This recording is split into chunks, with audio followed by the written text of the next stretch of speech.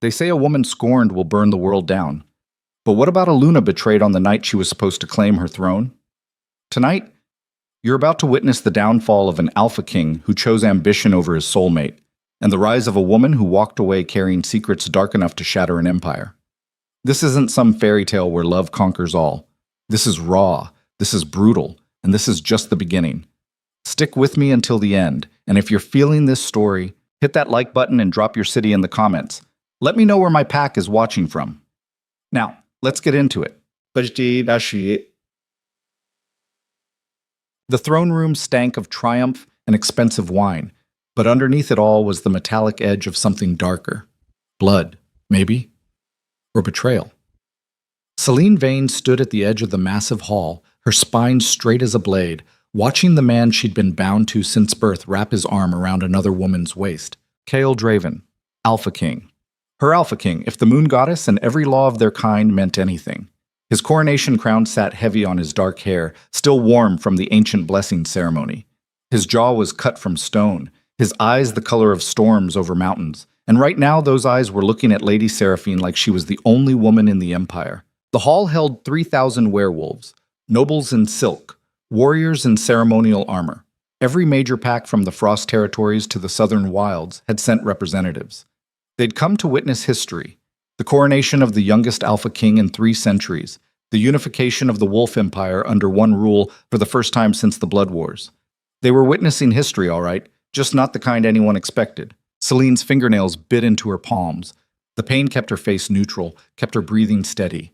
Around her, she could feel the stares, hear the whispers spreading like poison through the crowd. That's his Luna, his destined mate. He's really going to do it. This is madness. An elderly alpha from the eastern valleys pushed through the crowd toward her, his weathered face twisted with outrage. Marcus Thornclaw, one of the old guard who still believed in the ancient laws. Celine, he growled low, you need to challenge this. The bond. I know what the bond says, Marcus. Her voice came out colder than she intended. Let him make his choice. But the moon herself chose you for him. This is an abomination. Then the moon will have to forgive me for what comes next. Marcus's eyes widened, but before he could respond, Chaol's voice boomed through the hall. He didn't use a microphone. He didn't need one. His alpha command rolled over the crowd like thunder, forcing silence, demanding attention. Tonight marks a new era for our kind. He stood on the elevated platform where his father had stood, where his grandfather had stood, where the Draven line had ruled for nearly a century. Seraphine stood beside him in a gown the color of fresh blood, her smile sharp and satisfied. She was beautiful in the way a knife was beautiful, all edges and shine and promised pain. Chaol continued, his voice carrying to every corner of the vast hall. For too long, we've been divided by old traditions that no longer serve us. For too long, we've let superstition dictate our strength. Celine's lips curved into something that wasn't quite a smile. She knew where this was going. They'd fought about it for months before tonight, back when he still pretended her opinion mattered. The bond between Alpha and Luna, Chaol said, and Celine felt 3,000 pairs of eyes slide toward her like daggers, has always been considered sacred, unbreakable, chosen by forces beyond our control. He paused, and in that pause, Celine could hear hearts beating too fast, could smell fear and anticipation mixing in the air. But I am your king, Chaol declared, and I choose my own fate. I choose strength over sentiment. I choose the future over the past. He turned to Seraphine, and the tenderness in his expression made Celine's stomach turn. Not because she loved him, the bond between them had shriveled into something cold and sharp months ago, but because she'd seen him look at her that way once, before ambition had eaten him alive from the inside out. Lady Seraphine has proven herself a true partner, Chaol said. Strategic, ruthless when necessary. She understands what this empire needs to survive. Together, we will forge a dynasty that doesn't bow to ancient superstitions, but builds its own destiny.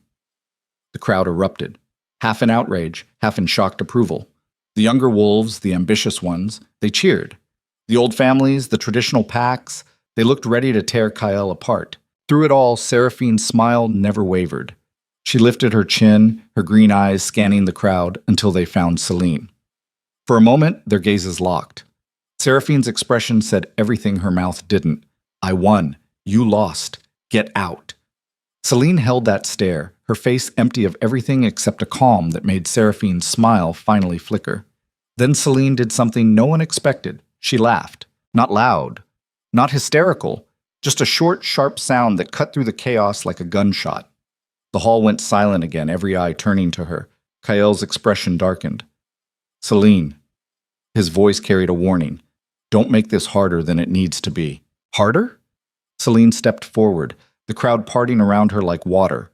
Her dress was simple compared to Seraphine's elaborate gown. Deep midnight blue, no jewels, no ornament except for a single silver cuff on her wrist. She looked like what she was, a weapon dressed up for ceremony. You think you're making this hard for me, Kael? She reached the steps leading up to the platform. Two of Kael's personal guards moved to block her path, but Kael raised a hand, stopping them. He wanted this confrontation. She could see it in his eyes. He wanted her to break, to beg, to give him the satisfaction of her pain. You were always too proud, he said, his voice pitched for her ears only as she climbed the steps.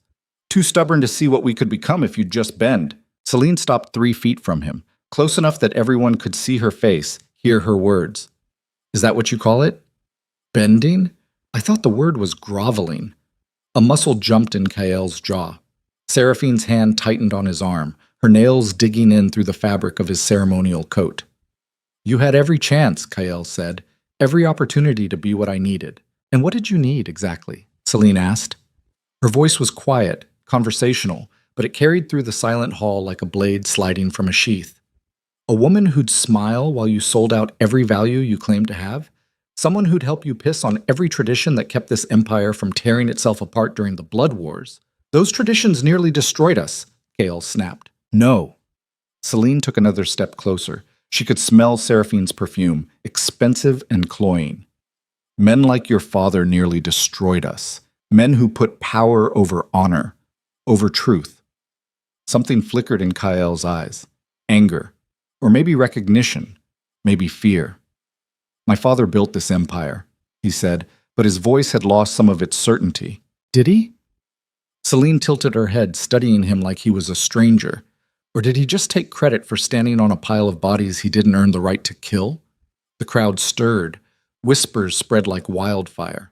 Kael's face went stone hard, but Celine saw his fingers twitch, saw the tell that meant she'd landed a hit somewhere deep.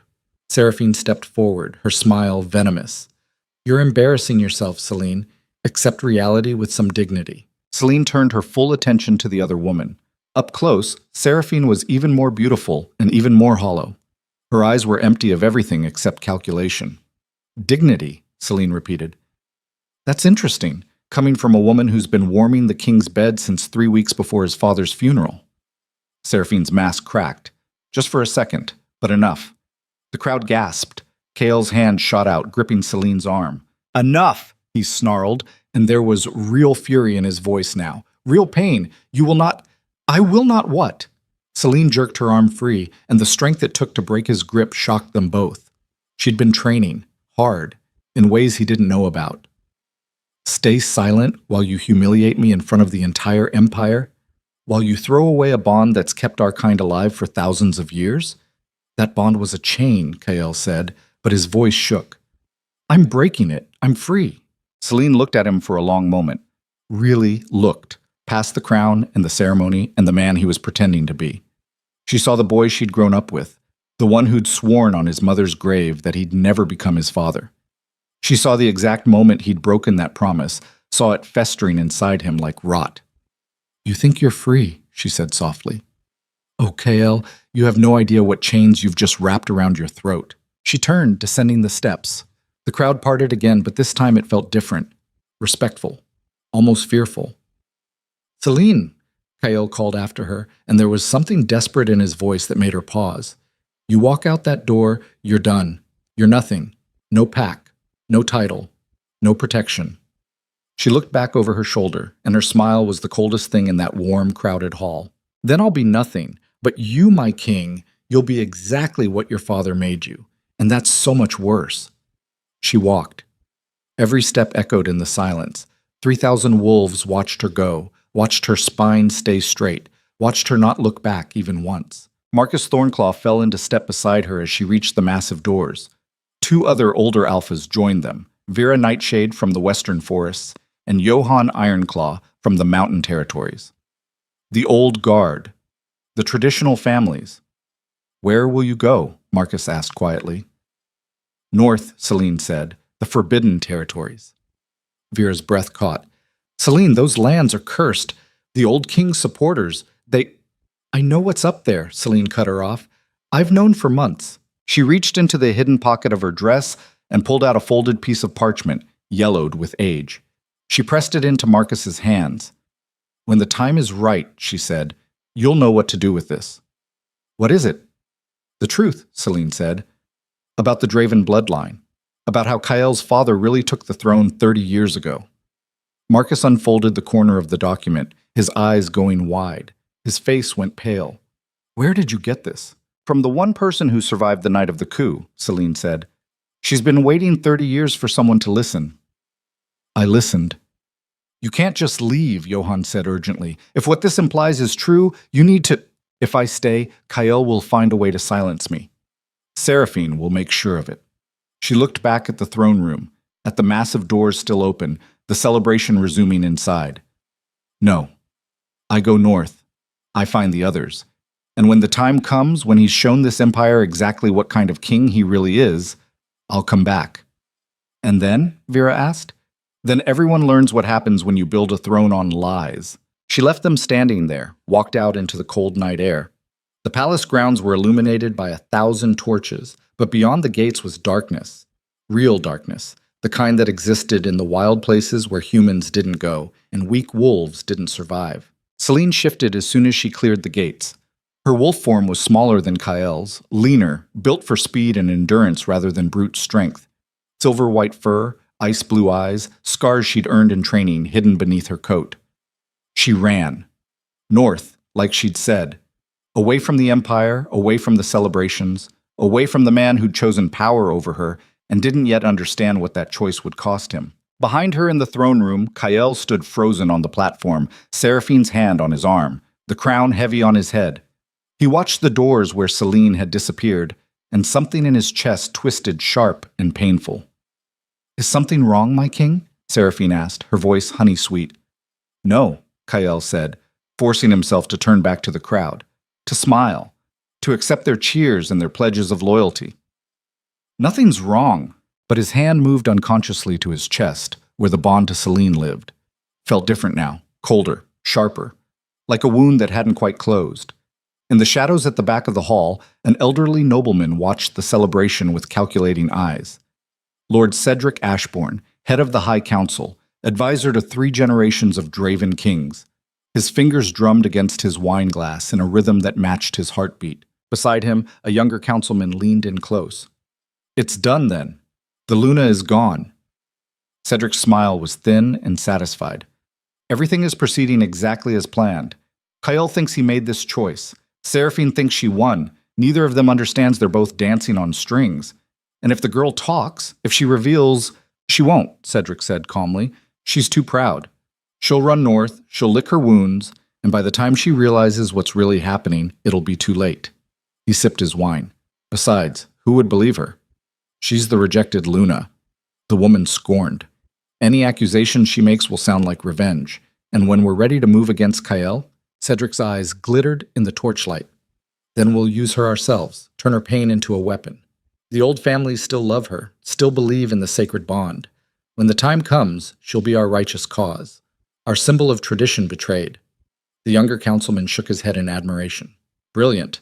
No, Cedric corrected. Necessary. Kael's father understood this. Power isn't taken, it's cultivated, grown in darkness until it's ready to bloom. He raised his glass toward the platform where Kael stood with Seraphine. To the new king. May he rule exactly as long as we need him to. They drank to that. Miles away, running through forests that grew denser and darker with each passing hour, Celine felt the bond in her chest pulse once, sharp and painful. She stumbled, catching herself against a tree, breathing hard. Her wolf form rippled, shifting back to human. She stood naked in the moonlight, steam rising from her skin in the cold air. Her hand pressed against her sternum, feeling the bond twist and burn. Kael was celebrating. She could feel his satisfaction, his relief, his conviction that he'd made the right choice. And underneath it all, buried so deep he probably didn't recognize it himself, was regret. Sharp and poisonous and growing. Good, Celine whispered to the darkness. Feel it. Let it fester. She shifted again, kept running. The forbidden territories weren't forbidden because of curses or monsters. They were forbidden because of truth. Because 30 years ago, after Kael's father had slaughtered the rightful royal family and seized the throne, the survivors had fled north. The loyalists, the witnesses, the ones who knew what really happened the night the Empire's last true king died. They'd been waiting, building strength in secret, gathering evidence. And 6 months ago, they'd sent a messenger south, an old woman with scars on her face and fury in her eyes. She'd found Celine, told her everything, showed her proof. Celine had spent months verifying the story, using her position as Kael's intended Luna to access records that should have been destroyed, interviewing elderly servants who remembered the night of the coup, piecing together a truth so ugly it had made her sick. And then she'd made a choice. Not the choice Kael would have expected. Not the choice anyone would have expected. She'd chosen to let him betray her publicly, let him show the Empire exactly who he was. Let him think he'd won. Because a king who betrayed the sacred bond, who spat on tradition for personal ambition, who chose a manipulative noble over his destined mate, that king would make enemies. Fast. The old families would turn on him. The traditional pacts would withdraw their support. And when Kael was weak, when his empire started to crack, when Seraphine and the council showed their true intentions, that's when Celine would return. Not as the rejected Luna begging for scraps, but as the keeper of secrets that would burn the Draven dynasty to the ground. She ran faster, the northern territories opening up before her like a promise, like destiny. Behind her, far to the south, Kael woke up in his royal chambers with Seraphine asleep beside him. The celebration had lasted until dawn. He'd drunk too much, smiled too much, accepted too many pledges of loyalty that felt somehow hollow. He got out of bed carefully, not wanting to wake Seraphine, and walked to the window. The sun was rising over his empire, his kingdom, everything he'd ever wanted. So why did his chest feel like something vital had been carved out of it? He touched the spot over his heart where the bond lived. It was still there, thinner now, damaged but not broken. He'd been told that rejecting your destined mate would sever the bond completely, but that hadn't happened. Instead, it just felt wrong, like a limb that had been twisted in its socket. On the nightstand, a sealed letter waited. It had been delivered during the celebration, marked urgent, but Kael had been too caught up in the moment to read it. He opened it now. The handwriting was shaky, old. The message was brief. Your Majesty, you don't know me, but I knew your father. I was there the night he took the throne. I saw what he did to the royal family. I saw what he promised the High Council in exchange for their support. You should ask Lord Cedric why he was so eager to see you marry Seraphine instead of your true Luna. You should ask what they're planning once you've served your purpose. A king is only as secure as the secrets he keeps, and yours are buried in blood.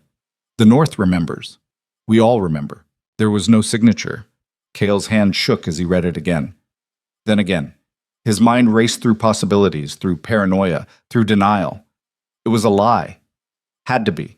Some enemy trying to sow discord on his coronation night. Some supporter of Celine trying to make him doubt himself. But the handwriting, the specifics, the mention of Lord Cedric. Kael looked at Seraphine, still sleeping peacefully in his bed. He thought about how quickly she'd appeared in his life after his father's death. How eager the council had been to support their relationship. How perfectly she'd positioned herself as the answer to all his problems. He thought about Celine walking away last night, her final words echoing in his memory. You'll be exactly what your father made you. What had his father made him? Kael crumpled the letter and threw it into the fireplace, watching it burn. He was being paranoid. Celine had gotten into his head, that was all. She'd always been too clever, too observant. She'd seen his doubts and planted seeds designed to grow into paranoia. He was the king. He'd made his choice. He'd forge his own destiny. But as he climbed back into bed, as Seraphine stirred and smiled and pulled him close, Kael couldn't shake the feeling that he'd just made the biggest mistake of his life. And somewhere in the Forbidden North, running towards secrets and allies, and a truth that would shake the foundations of an empire, Celine smiled in the darkness and kept running. The game had only just begun. The northern territories smelled like death and old secrets. Celine had been running for 3 days straight, stopping only when her body forced her to, drinking from ice-cold streams that tasted like metal and earth. Her wolf form was built for endurance, but even she had limits. By the time she crossed into the truly forbidden zones, past the last markers that warned travelers to turn back, her muscles were screaming and her vision had started to blur at the edges. She shifted back to human form in a clearing surrounded by ancient pines, their trunks so thick 3 men couldn't wrap their arms around them. The air here felt different, heavier, like the land itself was holding its breath. "You're late," the voice came from above. Celine didn't flinch, didn't reach for a weapon. She'd been expecting this. A woman dropped from the branches, landing in a crouch that spoke of decades of combat training. She was old, maybe 70, with silver hair cut short and brutal scars crossing her face like a roadmap of violence. Her eyes were the palest gray Celine had ever seen, almost colorless. Elena Korvath, the last surviving member of the true royal family's personal guard, the woman who'd sent the messenger 6 months ago. "I had to make it look real," Celine said, her voice rough from days without speaking. "If I'd run too soon, Kael would have known I was planning something." Elena circled her slowly, assessing. And the humiliation? That was necessary too? Every bit of it. Celine met her gaze without wavering.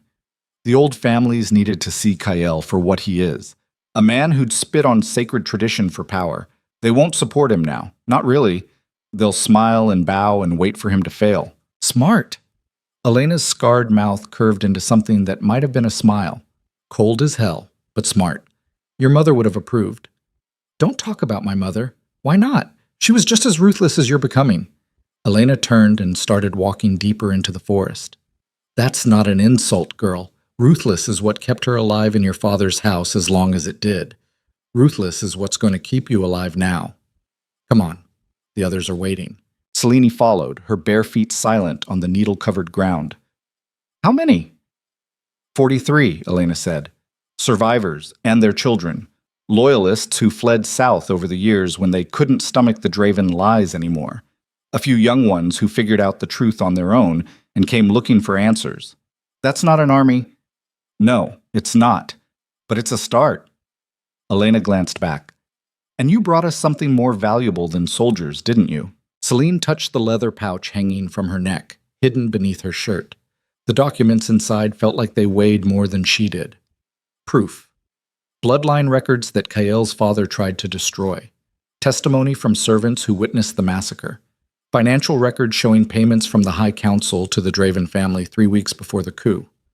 I brought the truth, she said quietly. Whether that's valuable depends on what we do with it. They walked for another hour before the settlement came into view. Calling it a settlement was generous. It was more like a war camp that had been occupied for 30 years, grown up and permanent out of necessity. Rough cabins built from pine and stone, a central clearing with a fire pit, training grounds worn bare by decades of constant use. Wolves moved through the space with the efficiency of soldiers. Young and old, men and women, all of them carrying themselves like fighters. They stopped what they were doing when Celine appeared, their eyes tracking her movement with an intensity that made her skin prickle. A massive man stepped out of the largest cabin, and Celine's breath caught. She knew this man. Everyone did. Garrett Ironpaw, former general of the Royal Army, a legend who'd supposedly died during the coup. He was very much alive. Older, grayer, but still built like a mountain with fists that could crush skulls. So you're Vane's daughter, he said, his voice like grinding stone. You look like her. Same eyes, same stubborn jaw. I'm told I got her personality too, Celine said. That's what worries me. Garrett crossed his arms. Your mother was brilliant and brutal and died because she trusted the wrong man at the wrong time. I won't have history repeating itself in my camp. I'm not my mother. No. Then why'd you let that boy humiliate you in front of the entire empire instead of cutting his throat when you had the chance? Because dead, he's a martyr. Celine stepped closer, ignoring the way the other wolves tensed around her. Alive and corrupt, he's a problem that will destroy himself. I'm not interested in revenge. I'm interested in justice. There's a difference. Garrett stared at her for a long moment. Then he laughed, a sound like rocks tumbling down a mountain. Justice. Hell! You sound like the old king. He used to say that too, right before your precious Kael's father put a knife through his heart. The words hit like a physical blow, but Celine didn't let it show. Then help me make sure his death meant something. The camp gathered that night around the central fire. Selene laid out everything she'd learned, every piece of evidence she'd collected, every hole in the Draven dynasty's story. The wolves listened in silence, their faces illuminated by flickering firelight, and Selene could see the moment each of them understood what she was really proposing. "You want to start a civil war?" an older woman said quietly. "That's what this is." "I want to expose the truth," Selene corrected. "If that starts a war, then the Empire was already broken. I'm just showing everyone the cracks." A younger fighter, maybe 20, with wild red hair and scars on his knuckles, leaned forward. "And what about you? What do you get out of this? Your mate bond rejected, your position stripped. Seems like you've got personal reasons for wanting Kael to burn." "I do," Selene said simply. "I'm not going to pretend otherwise. He humiliated me, used me, threw away something sacred because it wasn't convenient for his ambition. Yeah, I want him to pay for that. But I also want the families who died 30 years ago to be remembered. I want the lies to stop. If my personal vendetta aligns with justice, I'm okay with that." Garrett grunted his approval. "At least you're honest about it. I'm sick of people pretending to be noble when they're really just angry." Over the next week, Selene trained with the Northern Wolves. They fought differently than the Empire soldiers. All efficiency and survival instinct, with none of the ceremonial flourishes she'd been taught. Elena worked her until she could barely stand, then pushed her further. "You fight like a princess," Elena said after knocking Selene on her ass for the 5th time. "All pretty form and no killer instinct." Selene spat blood into the dirt. "Then teach me to fight like a survivor." Elena's scarred face split into a genuine smile. "Now you're talking." The training was brutal. Hand-to-hand combat that left Selene covered in bruises. Knife work that taught her where to cut to disable versus where to cut to kill. Strategy sessions where Garrett made her plan assaults on theoretical targets, then tore apart her plans and made her start over. But the worst training was the mental conditioning. Elena would wake her in the middle of the night, drag her out of bed, and interrogate her about her plans, her motivations, her breaking points. "Kael captures you," Elena said one night, her knife pressed against Selene's throat. "Seraphine wants to make an example of you. What do you do?" "I don't get captured," Selene growled. "Wrong answer. You're not invincible." "Try again." I remind them that killing me makes me a martyr, that the old families will revolt. Better. But what if they don't care? What if they're desperate enough that martyrdom doesn't matter? Then I make sure I've already released the evidence. Make sure my death means they burn too. Elena pulled the knife away, nodding. "Good. Never assume you'll survive this, girl. Plan for your death like you plan for victory.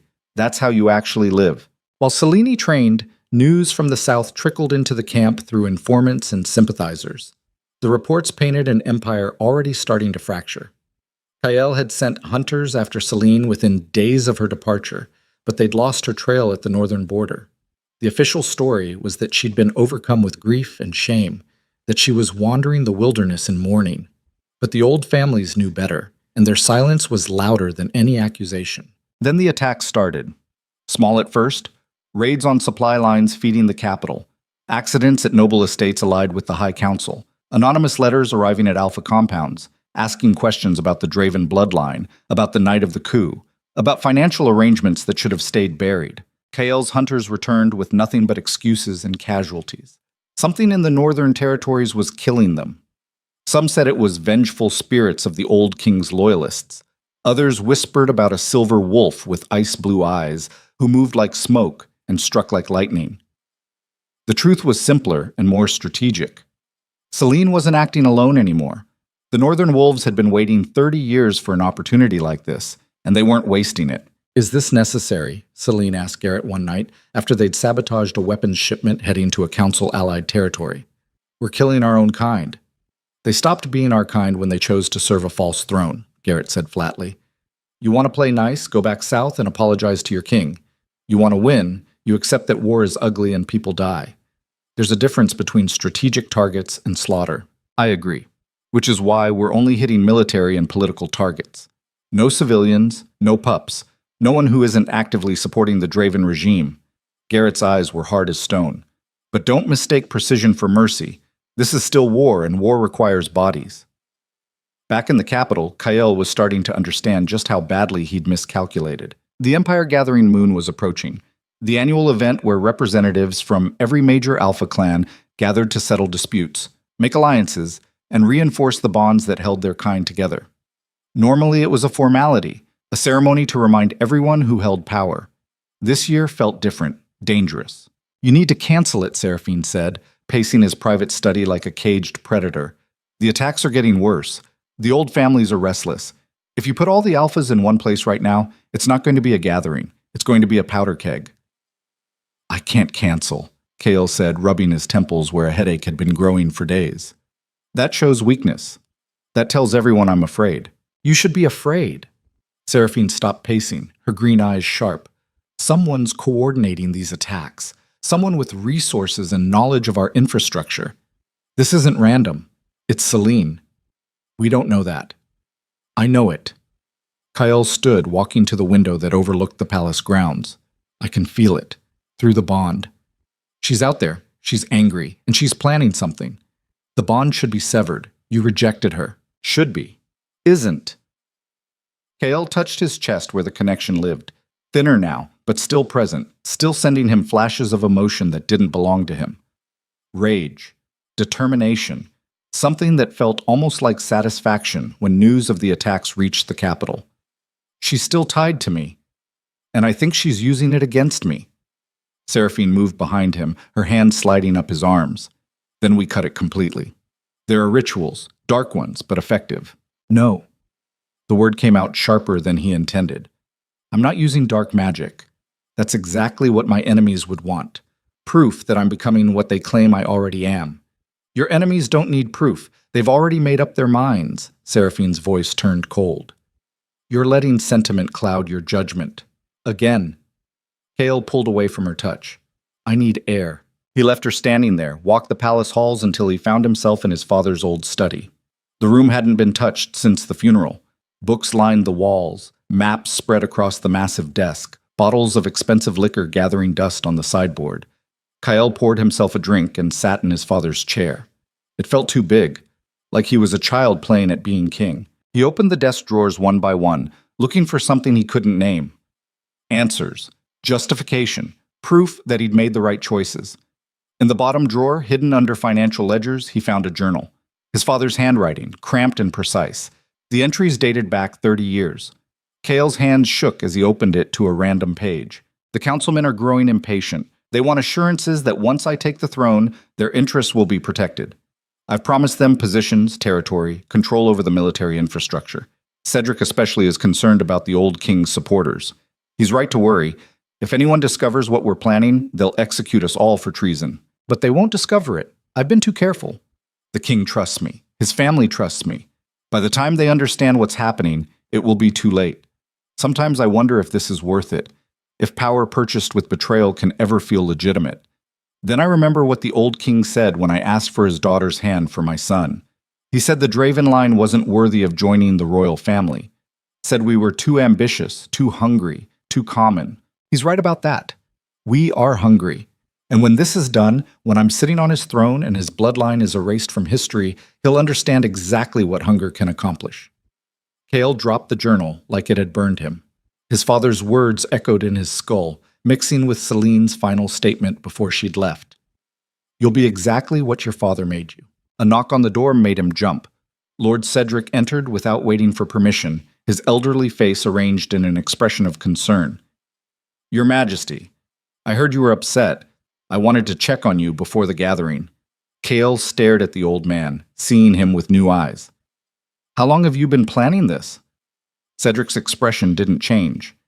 Planning what, sire? All of it. Kale stood, his hands braced on the desk. My father's coup.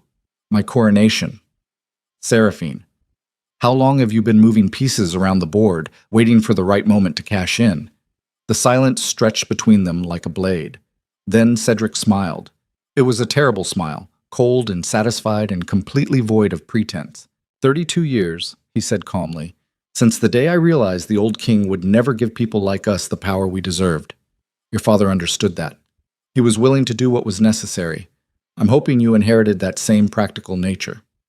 Get out. Kyle, be reasonable. Get out! The alpha command in his voice rattled the windows.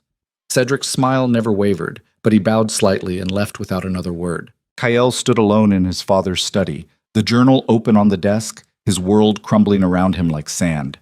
Everything Celine had implied, everything that anonymous letter had suggested, it was all true.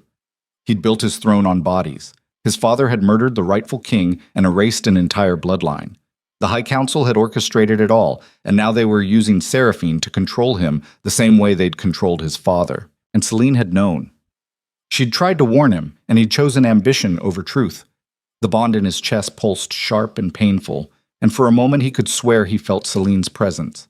Not her location, but her emotion, cold determination, righteous fury, the absolute certainty of someone who'd made a choice and wouldn't look back. Kael grabbed his coat and left the palace.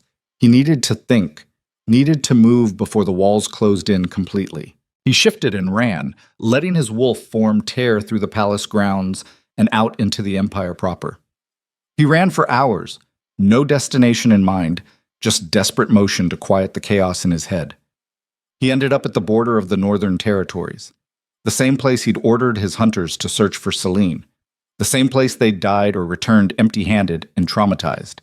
Kael stood at the tree line in human form, staring into the darkness between the ancient pines. "I know you're out there," he said quietly. "I know you can probably hear me." The forest didn't answer, but the bond in his chest tightened, painful and sharp. "I'm sorry." The words felt foreign in his mouth. "I made a choice. A bad one. I thought I was being strong, but I was just being stupid. And now I'm paying for it. We're all paying for it." Still nothing. Just wind through branches and the distant call of night birds. Kael's hands clenched into fists. "If you're planning something, if you're going to come back and burn everything down, I deserve it. But the Empire doesn't. The innocent people caught between us, they don't deserve to suffer because I was too blind to see what was happening." He waited. Part of him hoping for a response, a sign, anything to indicate that Celine had heard him and maybe, possibly, might consider forgiveness. Deep in the forest, hidden in shadows and watching through a rifle scope, Celine saw every word form on Kael's lips. She was too far away to hear, but she'd learned to read lips during her training with Elena. Old spy techniques, useful when you needed to know what your enemies were saying from a distance. "He's apologizing," Elena whispered beside her. "Pathetic." "No." Celine lowered the rifle, her expression unreadable. "He's scared. That's different. That's useful. You going to forgive him?" Celine laughed, short and sharp. "Forgiveness isn't the play here. Let him stew, let him doubt. Scared kings make mistakes, and when he makes his next one at the gathering, when everyone sees what he's become, that's when we move." She stood, slinging the rifle over her shoulder. "Come on, we need to get the evidence ready for transport. Marcus will be waiting at the rendezvous point tomorrow night." Elena followed, but she kept glancing back at where Kael stood alone at the forest edge. "That's still your mate, girl. Bond might be damaged, but it's not broken. When the time comes, you going to be able to do what needs doing?" Celine touched her chest where the bond lived, felt Kael's regret and fear pulsing through like poison. "I've already done the hard part. I walked away. Compared to that, destroying him is going to be easy." But even as she said it, the bond twisted sharp, and she tasted bile in the back of her throat. Lying to Elena was one thing, lying to herself was harder. The Empire Gathering Moon was 3 days away. Representatives from every major clan were already traveling toward the capital. Old grudges and new alliances would collide under one roof, and Celine was going to walk into the center of it all and detonate the truth like a bomb. The Northern Wolves prepared her like they were sending a soldier into battle. New clothes that looked humble but hid weapons. Documents sealed in waterproof leather that would survive fire and blood. Instructions on where to stand, who to speak to, how to time the revelation for maximum impact. "You won't survive this," Garrett said bluntly the night before she was set to leave. "Even if everything goes perfectly, even if the clans turn on Kael like we expect, you're still going to be the catalyst, the symbol. And symbols get destroyed when they become inconvenient." "I know. So why do it? Why not let Marcus deliver the evidence? Let someone else be the face of this?" Celine met his gaze.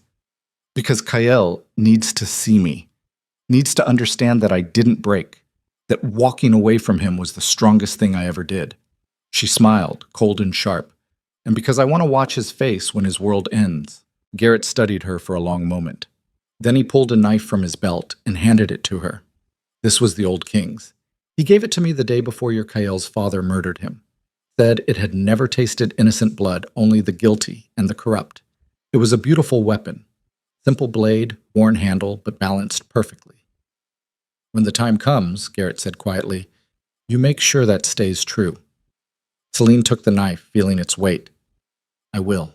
She left at dawn, running south in wolf form, carrying everything that would destroy an empire in a pack strapped to her back. The journey took 2 days. By the time she reached the rendezvous point outside the capital, Marcus Thornclaw was waiting with a contingent of old family alphas. They looked at her like she'd returned from the dead. Maybe she had. Are you ready for this? Marcus asked, his weathered face creased with concern. No. Celine shifted back to human form, accepting the clothes Marcus offered. But I'm doing it anyway. Vera Nightshade stepped forward, her expression troubled. If this goes wrong, Kael will execute you for treason. The council will make sure of it. If this goes wrong, Celine said calmly, Kael won't live long enough to execute anyone. The council will do it for him and install their own puppet. So it can't go wrong. She looked at each of them in turn. You all know what to do. When I give the signal, you back my claims. You demand a full investigation. You turn the gathering into a trial. Understood? They nodded, grim-faced and determined. Johann Ironclaw cleared his throat. Your mother would be proud of you. Terrified but proud. My mother's dead because she trusted the wrong people. Celine's voice was flat. I'm not making that mistake. The gathering hall was even more massive than the coronation room, designed to hold representatives from every clan in the empire. Celine entered through a side door, hooded and anonymous, while the alphas filed in through the main entrance with all their ceremonial glory. She found a spot in the upper gallery, hidden among minor nobles and territory representatives. From here she had a clear view of the entire floor below. Kael entered last, Seraphine at his side, Lord Cedric and the High Council flanking them like guards. He looked older than he had at the coronation. Tired. The crown on his head seemed heavier. Celine's fingers traced the edge of the documents in her coat. Not yet. Wait for the right moment. The gathering proceeded normally at first. Territory disputes were settled. Trade agreements were ratified. It was all bureaucratic theater, the real negotiations having happened weeks ago in private rooms. Then Lord Cedric stood, his voice carrying through the hall with practiced authority. There's one final matter before we close the session. The question of the rejected Luna. Celine Vane's disappearance has created uncertainty about pack alliances and bloodline contracts. We move to officially declare her, I'm not dead. Celine's voice cut through the hall like a blade. Every head turned, searching for the source. She lowered her hood and stood, letting them all see her face. Though I'm sure that's disappointing for some of you, she continued, her voice steady despite her hammering heart. Sorry to ruin your plans. Kael shot to his feet, his face draining of color. Celine, Your Majesty, she inclined her head in mock deference. Surprised to see me? I thought you'd have assumed I died of shame in the wilderness by now. The hall erupted in whispers. Seraphine's hand tightened on Kael's arm, her perfect face twisting into something ugly. Guards, Cedric snapped. Seize that woman for what? Celine descended the stairs slowly, every eye tracking her movement. Speaking truth? Returning to face the empire that cast me out? Or maybe you want to arrest me for discovering what really happened 30 years ago when the Draven family took this throne. The whispers turned into a roar. Alphas surged to their feet. Kael stood frozen, watching her approach like she was a ghost made flesh. Celine reached the main floor and pulled out the documents. She held them high enough for everyone to see. I have bloodline records, financial transfers, testimony from witnesses who survived the coup that brought the Draven dynasty to power, and all of it proves the same thing. She looked directly at Kael. Your father murdered the rightful king and his entire family. He was helped by members of the High Council in exchange for power and territory. Everything you've built, everything you think you are, it's founded on a massacre. Lies! Cedric's voice cracked with fury. This is a rejected Luna's revenge, nothing more. Then let's verify it. Marcus Thornclaw stepped forward from the crowd. Let's examine the documents. Let's interview the witnesses. If it's lies, it'll fall apart under scrutiny. But if it's truth, the hall exploded into chaos. Alphas shouting, guards moving to surround Celine, council members screaming for order. Through it all, Celine locked eyes with Kael. His expression was devastated, broken, everything she'd hoped to see when she'd planned this moment. So why did it feel so hollow? Kale raised his hand, and the alpha command in the gesture forced silence across the hall. When he spoke, his voice was quiet but absolute. Let her present the evidence. Let every claim be examined. If my father committed the crimes she's describing, then the Empire deserves to know. Your Majesty, you can't... Seraphine started. I said, let her present the evidence. Kael's eyes never left Celine's face. I'm done with secrets. I'm done with lies. Whatever comes next, we face it in the light.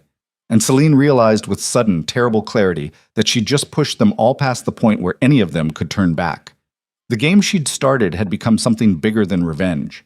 It had become a reckoning. The silence after Kael's command was more dangerous than the chaos that had preceded it. Celine stood in the center of the gathering hall, holding documents that could destroy a dynasty, surrounded by 300 of the most powerful wolves in the Empire. And for the first time since she'd started this war, she felt the full weight of what she was about to do. Not doubt, not regret. Just the cold understanding that once she opened her mouth, people were going to die and empires were going to burn, and there would be no going back for anyone. Kael descended from the platform, moving through the crowd that parted for him like water. He stopped 10 feet from her, close enough to speak without shouting, far enough to maintain the distance between king and subject. His eyes searched her face like he was looking for the woman he'd known before ambition had twisted them both into weapons. Show me, he said quietly. Celine pulled the first document from the leather case. It was yellowed with age, the ink faded but still legible. She held it up so the nearest alphas could see. This is a bloodline record from the Royal Archives, dated 31 years ago. It shows the direct lineage of King Aldrich Ravenshield and his 3 children. She let that sink in. 3 children. Not 0. Not extinct. 3. A younger alpha pushed forward, squinting at the document. I've seen the official records. They say the royal line ended with Aldrich. No heirs. Because someone rewrote history. Celine pulled out another document, this one covered in official seals. This is the amended record, filed 2 weeks after Aldrich's death. Same archive, same seal. But suddenly the children disappear. Suddenly there's no mention of Princess Lyanna, age 16, Prince Corvin, age 14, or Princess Elena, age 9. The hall went deadly quiet. Even the sound of breathing seemed to stop. Kael's face had gone white. Where did you get this? From someone who was there the night your father murdered them all. That's a lie, Seraphine said, but her voice lacked conviction. My father served the Draven family loyally. He would never... Your father was paid 50,000 gold marks 3 weeks before the coup. Celine pulled out a financial ledger, threw it at Seraphine's feet. So was Lord Cedric. So were 6 other council members who are standing in this room right now. The money came from a secret Draven account that was supposed to fund military expansion. Instead, it purchased a massacre and rewrote history. Cedric's face twisted with fury. This is fabrication, desperate lies from a woman who can't accept that she was rejected.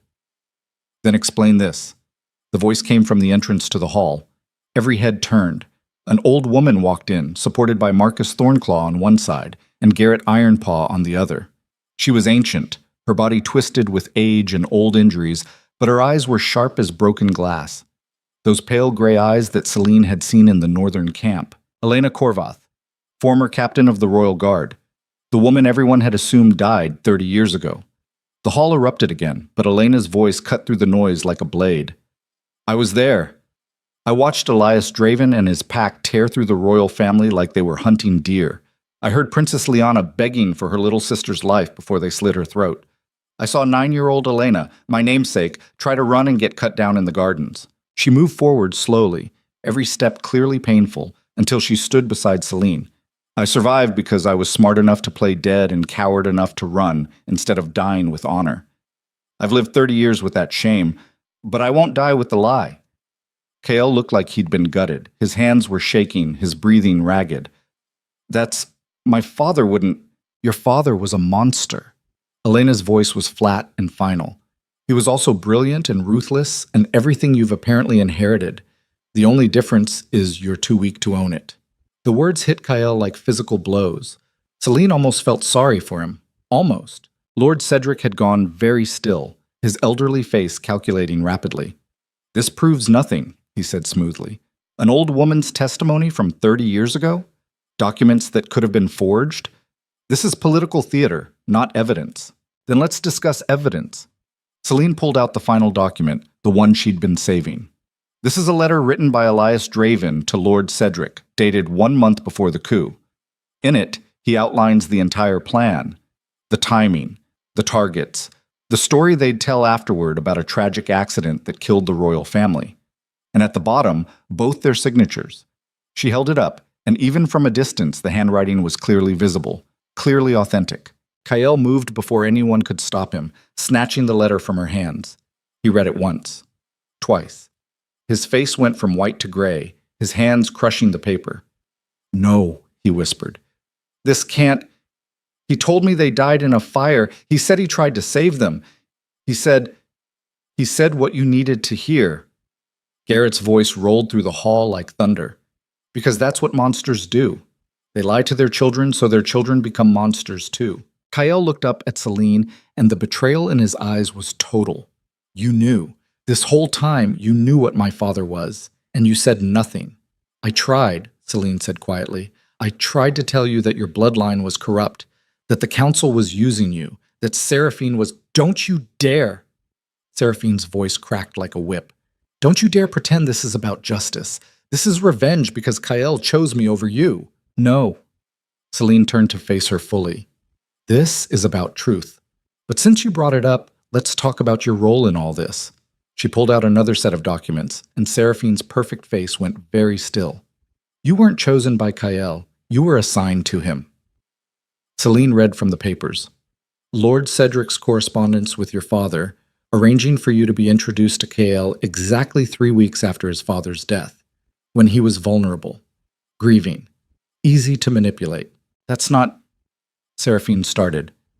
"There are detailed instructions here, how to position yourself as the strong, practical choice, how to undermine the sacred bond between Kael and his Luna, how to make him think rejecting tradition was his idea when really it was yours." She looked at Kael. "You thought you were being revolutionary. You were being played." Kael's eyes found Seraphine, and something in his expression made her take a step back. "Tell me she's lying," he said, his voice dangerously soft. Seraphine lifted her chin. "Does it matter? We could be good together. We could rule. Tell me you weren't planted in my life by the same people who helped my father commit genocide." The silence stretched like wire pulled too tight. "I was following orders," Seraphine said finally. "But that doesn't mean my feelings weren't real. I do care about you, Kael. I can help you survive this." "Survive?" Kael laughed, a sound with no humor in it. "I'm the son of a mass murderer sitting on a stolen throne, surrounded by councilmen who orchestrated the whole thing so they could control me like a puppet. What exactly am I surviving for?" "For the Empire," Lord Cedric said, and his voice had lost all pretense of warmth. "For stability. For the future. Yes, your father took the throne through violence. Yes, we helped him. Because King Aldrich was weak and sentimental and would have destroyed everything our kind built through his incompetence." "So you murdered children," Marcus Thornclaw said, his voice shaking with rage. "You butchered a 16-year-old girl and a 9-year-old child in their beds and called it necessity. It was necessity." Cedric's eyes were cold as winter. Aldrich had no sons. His eldest daughter was promised to a weak alpha from the Western Territories, who would have fractured the Empire within a generation. "We needed strength.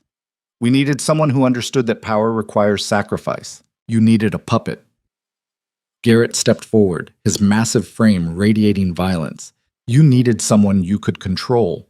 And when Kael here started showing signs of thinking for himself, you brought in this one," he jerked his head toward Seraphine, "to keep him on a leash." The hall was moving now. Alphas choosing sides. Hands reaching for weapons that weren't supposed to be present at a formal gathering, but always were. The old families gravitating towards Celine and the Northern Wolves, the younger ambitious packs clustering near Kael and the Council. The Empire splitting down the middle like ice under pressure. Kael stood at the center of it all, looking lost, looking like what he was, a young king who'd just discovered everything he believed was a lie. Celine felt the bond between them pulse sharp and painful. She could feel his devastation, his rage, his desperate need for something solid to stand on while his world collapsed. For a moment, she almost went to him, almost reached out and told him they could fix this together. Then Seraphine moved. It happened fast. One second she was standing still, the next her hand flashed to a hidden knife at her thigh, and she was driving it toward Celine's throat with the speed and precision of someone who'd been trained to kill. Celine twisted, the blade missing her neck by inches, slicing across her shoulder instead. Pain exploded white hot, but she kept moving, her own knife, the old king's knife that Garrett had given her, appearing in her hand like it had always been there. They crashed together in a tangle of limbs and steel. Seraphine fought like a professional, all technique and efficiency. Celine fought like someone who'd spent the last month training with wolves who'd survived 30 years in the wilderness on rage and skill. The hall erupted into chaos. Wolves shifted, claws and fangs replacing human features. The old families surged forward to defend Celine.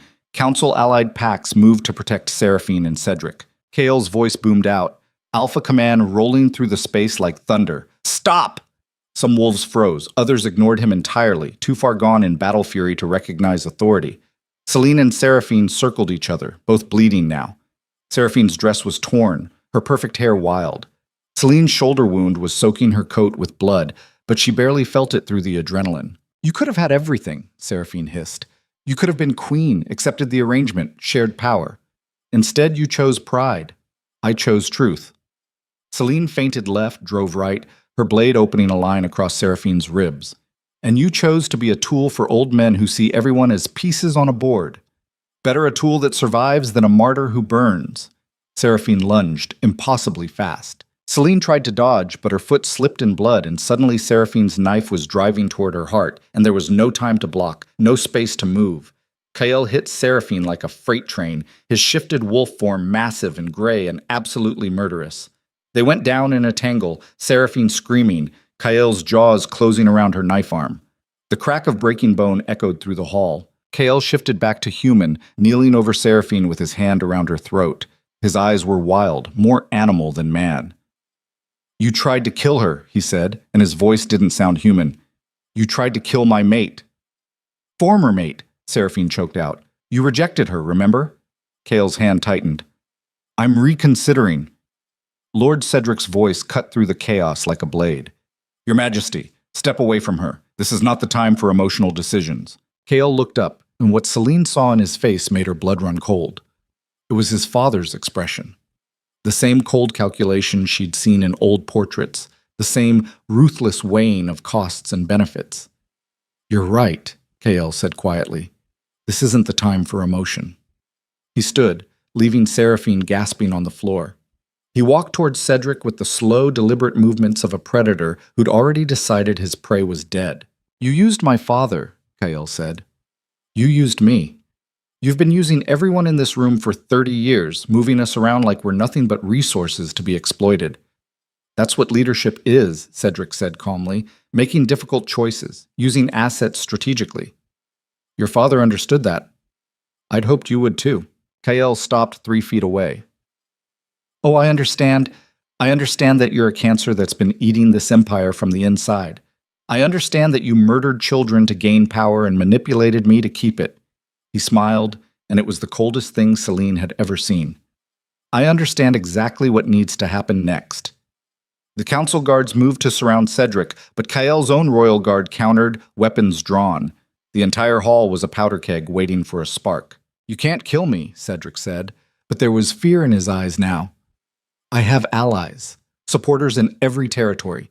You move against me, you'll tear the empire apart. It's already torn apart. Kael looked around the hall at the wolves divided into armed camps, at the blood on the floor, at the evidence scattered like accusations. You did that. You and my father, and everyone who decided that power was worth any price. Then fix it, Celine said quietly. Kael turned to look at her, and the bond between them pulled tight enough to hurt. How? He asked, and he sounded lost. How do I fix what my father broke? How do I lead an empire built on murdered children? You start by telling the truth. Celine walked toward him, ignoring the way every weapon in the hall tracked her movement. You acknowledge what happened. You expose everyone who was involved. You let the families choose whether to follow you or execute you. That's suicide. Maybe. Celine stopped close enough to see the exhaustion in his eyes, the weight of a crown that had never fit right. But it's honest, and it's the only way forward that doesn't make you exactly what your father was. Kael stared at her for a long moment. Then he turned to address the hall, his voice carrying to every corner. My father, Elias Draven, murdered King Aldrich Ravenshield and his entire family 30 years ago. He did it with the help of Lord Cedric Ashbourne and 6 other council members whose names I will provide. He did it to seize power, and I have benefited from that power my entire life. The hall went silent. I didn't know, Kale continued, but ignorance isn't innocence. I sit on a throne purchased with the blood of children. I rejected my true mate for a woman planted in my life by the same people who orchestrated genocide. I've been a fool and a puppet and everything Celine accused me of being. His voice hardened. But I'm done being controlled. Effective immediately, I'm dissolving the High Council. Every member who participated in the coup will be tried for their crimes. Every family who suffered will be heard. And if the verdict is that I should pay for my father's sins with my life, he pulled the crown from his head and threw it on the floor between them. Then that's justice too. The crown rolled across blood-slicked marble and stopped at Celine's feet. Lord Cedric's face twisted with rage. You stupid boy! You think honor will save you? You think admitting guilt makes you noble? You've just signed your own execution order. Then you'll have to execute half this empire. Marcus Thornclaw stepped forward. Because I stand with him, as do I. Vera Nightshade joined him. And I, Johann Ironclaw. One by one, the old family alphas moved to stand beside Kael. Not behind him. Beside him. Equals facing judgment together. The council-allied packs hesitated, looking at each other, weighing odds and alliances. Then a younger alpha, one Celine recognized as being firmly in the council's pocket, did something unexpected. He walked across the hall and stood with the old families. My father was killed for questioning the Draven rise to power, he said quietly. I was told it was an accident. I don't want to serve people who kill to hide truth. Another joined him, then another. Cedric watched his coalition crumble, and something dangerous flickered in his eyes. If I'm going to burn, he said softly, I'm taking all of you with me. He pulled a device from his coat pocket, small, metal, covered in runes that pulsed with sick green light. Celine's blood went cold. That's dark magic. That's forbidden. Forbidden by laws I helped write. Cedric's smile was insane. This is insurance, a weapon I've had prepared for years in case the Empire ever turned against me. He held it up. Everyone in this hall is now marked. If I die, you all die. If I'm imprisoned, you suffer.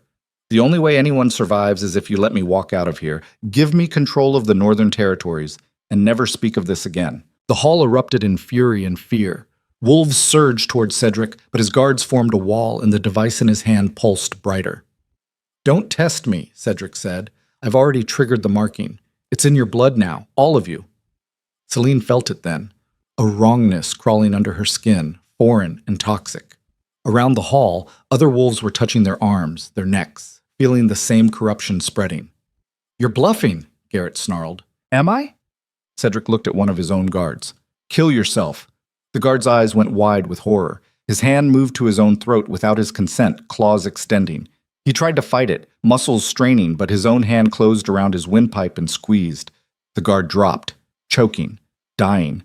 The hall froze in absolute horror.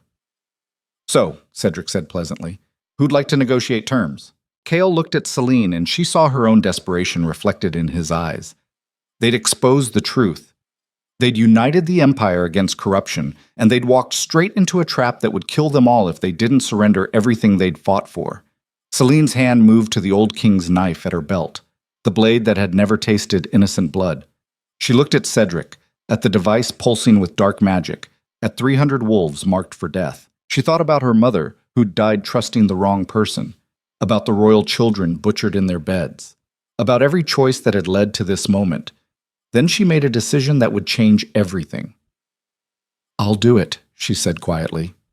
Every eye turned to her. Let everyone else go. Remove the mark, and I'll do whatever you want. No, Kale started, but Celine cut him off with a look. She kept her eyes on Cedric. You want leverage over the Empire? You want insurance?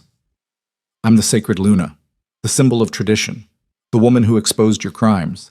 She smiled coldly. I'm worth more to you as a hostage than all of them combined. Cedric studied her, calculating. You'd sacrifice yourself? For them? For him?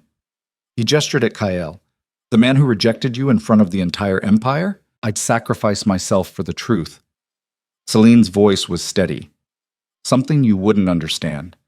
The silence stretched like wire. Then Cedric smiled. Accepted. He raised the device. Release. Celine's knife left her hand before he could finish the word. It flew true and perfect. 30 years of waiting for this exact moment, blessed by a murdered king and guided by pure righteous fury. The blade buried itself in Cedric's throat. His eyes went wide with shock. The device fell from his hands, and Celine realized with horror that she'd just killed the only person who could remove the death mark from their blood. The device hit the ground and shattered, green light exploding outward like shrapnel. Every wolf in the hall screamed as the marking ignited, burning through blood and bone and soul. Celine felt her own body catch fire from the inside, pain like nothing she'd ever imagined, and her last thought before the darkness took her was that she'd saved them all, or killed them all, and she'd never know which. Pain was a living thing inside Celine's body, burning through her veins like acid, and for a moment she thought death would be a mercy compared to this. Then the burning stopped, not gradually, not fading into manageable agony, just stopped, like someone had flipped a switch, and Celine gasped air into lungs that felt like they'd been shredded from the inside. Around her, 300 wolves were doing the same, gasping, choking, coming back from the edge of death with the desperate confusion of people who'd been certain they were already gone. Celine forced her eyes open. The hall was chaos. Bodies on the floor, some moving, some terrifyingly still, blood everywhere. The shattered remains of Cedric's device scattered across marble like cursed shrapnel, and Cedric himself dead on the platform with her knife still buried in his throat, his eyes staring at nothing. She'd killed him, killed the one person who could have removed the mark safely. She'd traded certain slavery for possible death, and now they were alive. How? The word came out raw, her throat damaged from screaming. How are we alive? Kael was on his knees 10 feet away, blood running from his nose and ears, his hands shaking. He looked at her with eyes that had seen things no one should see. The bond, he said, his voice wrecked. When the device broke, when the magic tried to kill us, I felt you dying through the bond. Felt everyone dying, and I just... He didn't finish. Didn't need to. Celine understood. An alpha's command was more than just voice and dominance. It was will made manifest, and Kael had commanded them all to live with every ounce of power in his blood, throwing himself between 300 wolves and death itself. It should have killed him.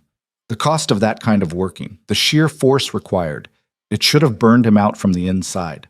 But he was still breathing, still conscious.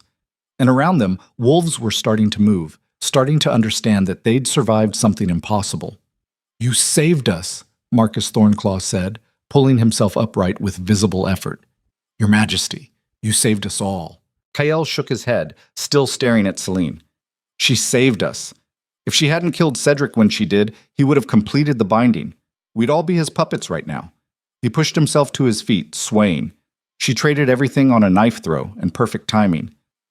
I traded everything on you, Celine said quietly. On the bond. On the chance that you'd fight to keep me alive, even when you had every reason to let me die. The hall had gone silent again, every wolf watching them. The rejected king and the cast-out Luna, standing in the wreckage of an empire, bound by a connection that should have been severed but had instead become the thing that saved them all. Kael took a step toward her, then another. The distance between them felt infinite and non-existent all at once. I was wrong, he said, and his voice carried through the absolute silence. I was wrong about everything. About what makes a king strong. About what traditions mean. About you. Don't, Celine said, but there was no force behind it. I didn't do this for forgiveness. I know. Kael stopped close enough that she could see the burst blood vessels in his eyes, the price he'd paid to keep them all alive. You did it for truth, for justice, for people you don't even know who died 30 years before you were born. That's what a real Luna does, what a real ruler does. He went to one knee in front of her, in front of the entire gathering, and every wolf in the hall understood the significance. A king kneeling, an alpha submitting, a public acknowledgement that he'd been wrong and she'd been right and nothing would ever be the same. I'm asking you to forgive me anyway, Kael said. Not because I deserve it, because the Empire needs you. I need you. The hall held its breath. Celine looked down at him, this man who'd destroyed her publicly, who'd chosen ambition over sacred bonds, who'd been so certain he knew better than centuries of tradition. She saw exhaustion in his face, saw genuine regret, saw the boy she'd grown up with buried under the weight of his father's sins. She also saw the king he could become if someone kept him honest, kept him grounded, kept him from turning into the monster his bloodline suggested was inevitable. "Stand up," she said quietly. Kael rose slowly, uncertainty written across his features. Celine reached down and picked up the crown he'd thrown to the floor hours ago. It was dented now, tarnished with blood, but still unmistakably the symbol of royal power. "You want me to forgive you?" she said. "You want me to stand beside you as Luna and help you rebuild this broken empire?" "Yes." "Then understand this. I'm not the woman who left the coronation in silence. I'm not going to smile and defer and let you make decisions while I stand in your shadow." She held the crown between them like a challenge. "If I accept this bond again, I'm your equal, your partner in every decision. And the second you forget that, the second you think your word matters more than mine because you wear this crown, I'll walk away again. And this time I'll burn it all down on my way out." The threat hung in the air, sharp and real. Then Kael did something that made every traditional alpha in the hall suck in a shocked breath. He took the crown from her hands and broke it. Not carefully, not symbolically. He gripped it with both hands and bent the metal until it snapped, the ancient craftsmanship of 3 centuries yielding to raw strength and absolute conviction. "No more false thrones," he said, holding the broken halves. "No more symbols purchased with blood. If we're rebuilding this empire, we're doing it from the foundation up." He looked around the hall at the assembled alphas. New laws, new leadership, new traditions that actually serve our people instead of just concentrating power. He turned back to Celine. "And if you're willing to help me do that, I don't need you as a decoration. I need you as a weapon, as a conscience. As the one person in this empire I know will cut me down the second I start turning into my father." Celine studied him for a long moment. Then she reached out and took one half of the broken crown. "Deal. But we're not calling it King and Luna anymore. That old system got us here. We need something new. What did you have in mind?" "Co-rulers. Equal authority. Either of us can make decisions, but major changes require both our approval." She looked at the gathered alphas. "And we establish a proper council, not puppeteers hiding in shadows. Real advisors with real power who can check us if we overstep." "That's insane," an older alpha said from the back. "Dividing royal authority like that? The empire will tear itself apart within a year." "Then it deserves to tear apart," Garrett Ironpaw said, stepping forward. "Better an honest collapse than a stable tyranny.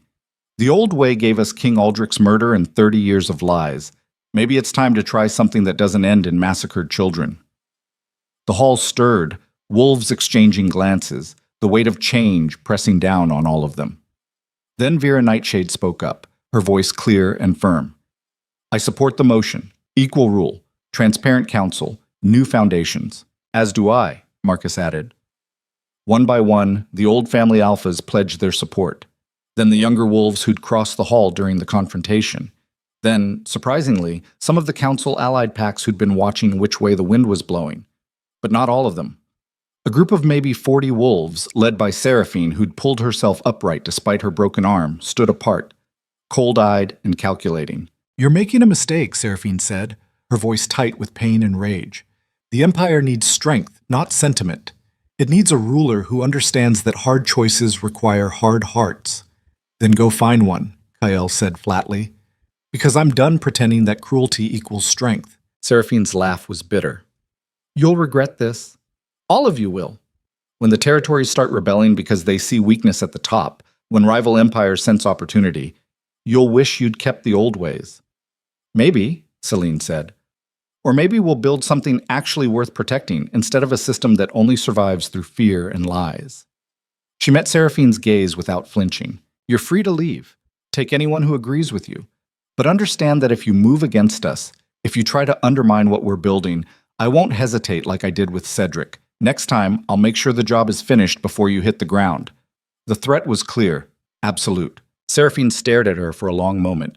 Then she turned and walked toward the exit, her group of loyalists following. About 40 wolves total. Not enough to pose an immediate military threat, but enough to cause problems down the road. Kael watched them go. "Should we stop them?" "No," Celine said. "Let them leave. We can't build a new empire by forcing everyone to participate. Some people will never accept change. Better to know who they are now than discover it when they're plotting in secret."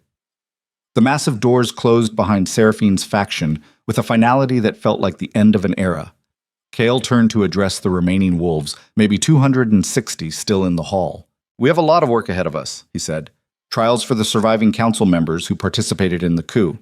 Reparations for the families who suffered. Completely restructuring how power flows through the empire. It's going to be brutal and messy, and some of you will hate me before we're done." He paused. "But I'm asking you to give this a chance. Give us a chance. Help us build something that doesn't require murder to maintain itself." The response wasn't overwhelming enthusiasm. It was exhausted acceptance, grim determination, the kind of support that comes from people who've just survived a near-death experience and are too tired to argue with whoever's offering to lead them somewhere safer. It would have to be enough. Over the next 3 days, the empire convulsed like a dying thing being reborn. The trials started immediately. 5 surviving council members who'd been part of the original coup. Their testimony, extracted under oath and Alpha Command, filled in the gaps of the historical record. The planning that had gone into the massacre, the cleanup afterward, the systematic elimination of anyone who'd asked too many questions. 2 of them broke down completely, begging for mercy. 2 maintained that they'd done what was necessary for the Empire's survival. 1 stayed silent until the verdict was announced, then tried to attack Kael and was killed by Garrett before getting within 10 feet of the platform. The sentences were harsh. Execution for 3, life imprisonment for 2, confiscation of all family assets and territories. Some of the old families wanted harsher punishments, torture, public humiliation, the kind of vengeance that would match the crime. Kael refused. "We punish the guilty," he said during one particularly heated council session. "We don't become them." Several alphas walked out. Several more grumbled but stayed. And Celine watched Kael hold the line between justice and vengeance with a determination that reminded her why the Bond had chosen them in the first place. But the trials were the easy part. The hard part was the territories. News of the coup revelation and the imperial restructuring spread through the empire like wildfire. Some regions celebrated, others panicked. A few, particularly those that had benefited from the Draven regime, started making noises about secession. The Eastern Valleys declared independence on day 4. Just announced they were leaving the empire, establishing their own sovereignty, and anyone who tried to stop them would be met with military force. Kyle wanted to send troops immediately, crush the rebellion before it spread. Celine stopped him with a hand on his arm. "You send an army," she said quietly. "You prove Seraphine right.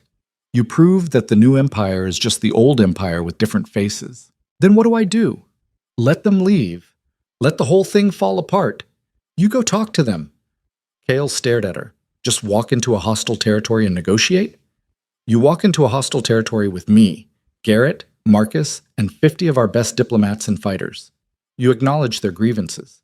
You offer them real autonomy within the empire instead of the puppet governance they had before. And if they still want to leave, we let them leave," Kael finished, "and hope it doesn't start a domino effect. That's leadership," Celine said, "making the hard call and living with the consequences." So they went. The journey to the Eastern Valleys took 2 days. Every mile, Kael expected ambush, expected assassins or armies or some final treachery from Seraphine's faction that had disappeared into the countryside. Instead, they found villages watching them pass with wary eyes. Farmers and merchants and families who just wanted stability and safety, and some assurance that their lives wouldn't be upended by another round of political chaos. The Eastern Valley's leadership met them in a fortified compound, surrounded by their own guards, ready for violence. Kyle didn't give them violence. He gave them honesty. "My father built his reign on lies and murder," he said, standing in their council chamber with no crown and no throne. "I inherited that legacy without knowing its true cost. Now I do. And I'm trying to build something different, something that doesn't require you to submit out of fear." He laid out the new structure. Regional autonomy. Local leaders with real authority instead of appointed puppets. Fair taxation instead of tribute that enriched the capital. Transparent laws instead of royal decrees that changed with the king's mood. It sounded too good to be true. The Eastern Valley Alphas said exactly that. "So put it in writing," Celine said. "Make it a treaty. If we violate the terms, you have grounds to leave with the Empire's blessing. If you violate the terms, we have grounds to enforce consequences. Either way, there's a structure that protects both sides." The negotiations took another 3 days. Brutal, exhausting, every clause fought over like it was life or death. Because it was. The Empire's future, fragile as new ice, depended on whether they could find a middle ground between total control and complete chaos. They found it. Barely.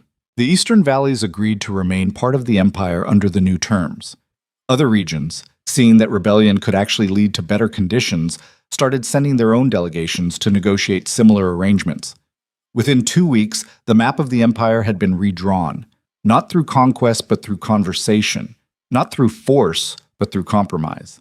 It was messy and imperfect, and some territories still refused to participate, but it was also the first time in 3 generations that the Empire had grown through anything other than violence. Kael and Selene returned to the capital exhausted. They'd been sleeping maybe 3 hours a night, running on adrenaline and desperation, trying to hold together an empire that wanted to fly apart. The palace felt different now. Colder. Less certain. The servants who remained, many had fled when the coup revelation broke, moved through the halls like ghosts, unsure whether they served the future or the past. Selene found Kael in his father's old study late one night, surrounded by papers, his eyes red from exhaustion. "You need to sleep," she said. "I need to finish the territorial agreements. I need to review the military restructuring. You need to sleep." Kael looked up at her, and the exhaustion in his face went bone deep. "What if I can't do this?" he asked quietly. "What if I'm too broken by what my father was to be anything different? Then you'll fail."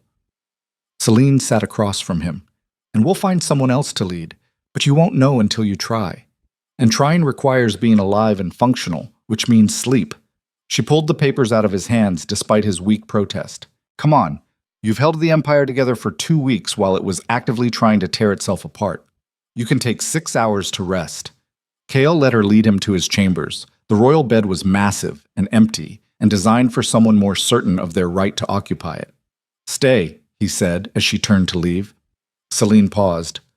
"That's not appropriate. We're co-rulers, I'm not asking you to share my bed. I'm asking you to stay in the room. Because when I close my eyes, I see my father's face. I see Cedric's device exploding. I see 300 wolves dying, and I don't want to be alone with that." The vulnerability in his voice was absolute. Selene could have refused, could have maintained the professional distance they'd been carefully preserving while the Empire watched their every interaction. Instead, she pulled a chair next to the bed and sat. 6 hours, she said. "Then we're back to saving the Empire." Kael's eyes were already closing. "Thank you." He was asleep within minutes, his breathing evening out into something that looked almost peaceful. Selene sat in the darkness and felt the bond between them pulse steady and warm. It was different than before, damaged by his rejection, scarred by everything they'd been through, but still there. Still connecting them in ways that terrified and comforted her in equal measure. A soft knock on the door made her tense. Her hand went to the knife at her belt. She was never unarmed anymore, before she recognized Elena's scarred face peering through the crack. "We have a problem," Elena whispered. Selene slipped out into the hallway, closing the door quietly behind her. What kind of problem? The kind where Seraphine didn't disappear into exile like everyone assumed. Elena's expression was grim. She's been gathering forces. Disgruntled nobles, traditionalists who hate the new structure, mercenaries from outside the Empire who don't care about politics. Just payment. How many? Our scouts estimate 300, maybe more. She's built an army in 2 weeks. Selene's blood went cold. Where? Northern Territories. The old Draven family compound that Kael's father abandoned after the coup. She handed Selene a map marked with positions. She's fortified it. She's arming them. And she's spreading propaganda that Kael has gone weak, that the Empire is vulnerable, that anyone with strength should challenge him now while the throne is unstable. This is what she wanted all along, Selene said quietly. She didn't walk away in defeat. She walked away to regroup, and now she's ready to make her move. Elena's eyes were hard. The question is whether we're ready to meet her. Selene looked at the closed door where Kael was sleeping, probably for the first time in days. She thought about the fragile empire they'd been trying to rebuild, about the territories that had only just agreed to stay because they believed the new leadership would be different from the old. If they ignored this threat, if they let Seraphine build strength unchecked, it would be the Draven coup all over again. Violence and betrayal rewarded with power. But if they went to war, if they mobilized the Empire's forces to crush Seraphine's rebellion, it would prove that nothing had really changed. That power still flowed from the blade, not the ballot. There had to be another way. There had to be. Celine looked at Elena with sudden, terrible clarity. How loyal are the Northern Wolves to our cause? Loyal enough to die for it, Elena said without hesitation. We've been waiting 30 years for a chance to make things right. We're not stopping now. Good. Because I'm going to need them to do something insane. Elena's scarred mouth curved into a smile. My favorite kind of assignment. They spent the rest of the night planning. By the time dawn broke, Celine had a strategy that was equal parts brilliant and suicidal. She woke Kyle with a hand on his shoulder. His eyes snapped open, instantly alert, the reflexes of someone who'd learned that sleep was never truly safe. We need to move, she said. Seraphine's built an army and she's coming for the throne. Kale was on his feet in seconds, pulling on clothes and weapons with practiced efficiency. How long do we have? Maybe a week before she feels strong enough to march. Maybe less if she hears we know about her plans. Then we mobilize the Empire forces. Full military response. No. Kale stopped. What? We don't mobilize. We don't meet her with an army. We meet her with me. Absolutely not. Listen, Celine said, her voice steady despite the fear clawing at her gut. Every move we've made since the gathering has been about changing how power works in this empire, about showing that strength isn't just military might. If we crush Seraphine with overwhelming force, we're just proving her point that nothing's really changed. So what's your alternative? You walk into her compound alone and ask nicely for her to surrender? Close. I walk in with a small group, 50 Northern Wolves, and I challenge her to single combat for the right to lead the opposition. That's suicide. She's been training as a warrior since childhood. She'll kill you. Maybe. Celine met his gaze. But if I win, her army loses its leader and its legitimacy. If I lose, you've still got the Imperial forces and the moral high ground of having tried diplomacy first. I can't let you do this. You don't get to let me do anything. We're equals, remember? This is my call. The bond between them pulled tight, and Celine felt his fear and fury and desperate desire to protect her burning through the connection. Don't ask me to watch you die, Kyle said, and his voice broke on the words. I'm not asking. I'm telling you this is what's happening. She stepped closer, close enough that she could see the pulse hammering in his throat. You taught me that being a ruler means making hard choices. This is mine. Then I'm coming with you. No. You're staying here and holding the Empire together. Because if this goes wrong, if I don't come back, someone needs to be here who understands what we were trying to build. Kyle's hands clenched into fists, every muscle in his body screaming to fight this, to override her decision with his own. But he didn't, because that would make him exactly what his father was. Instead, he pulled her close and kissed her. It was desperate and furious and tasted like grief and goodbye. You come back, he said against her mouth. You hear me? You come back or I swear I'll tear apart whatever's left of this empire looking for you. I'll do my best. She pulled away before she could change her mind, before the fear could override her conviction. Elena was waiting in the hallway with 50 of the hardest, most dangerous wolves Celine had ever seen. Northern veterans who'd survived 30 years of exile through sheer stubbornness and rage. Ready? Elena asked. No, but let's go anyway. They left at dawn, running north in wolf form, covering ground fast. The journey that had taken Celine days when she'd first fled now took less than 24 hours with a full pack pushing the pace. The old Draven compound came into view just as the sun was setting. It was massive, built like a fortress, designed to withstand siege. Seraphine's banner flew from the walls, a blood-red wolf on a black field. The symbolism was clear, the old ways, the old strength, everything Kyle and Celine were trying to move away from. Celine shifted to human form at the tree line, accepting clothes and weapons from her pack. The old king's knife sat heavy at her belt, a reminder of everything she was fighting for. I'm going in alone first, she said, to make the challenge official. Like hell, Garrett growled. That's how you get assassinated, maybe. But it's also how I show I'm not afraid, that the new empire stands on principle, not paranoia. You're a stubborn woman, Garrett said, but there was respect in his voice. I learned from the best. Celine walked toward the compound gates. They opened before she reached them, and Seraphine stepped out flanked by guards. She'd changed in 2 weeks. Harder. Colder. Her broken arm had healed, but the scar remained visible, a reminder of what Kyle had done to her. "Come to beg for mercy," Seraphine called out. "Come to offer you one last chance," Celine called back. "Surrender now, disband your forces, accept amnesty, and you can live out your life in peace." Seraphine laughed.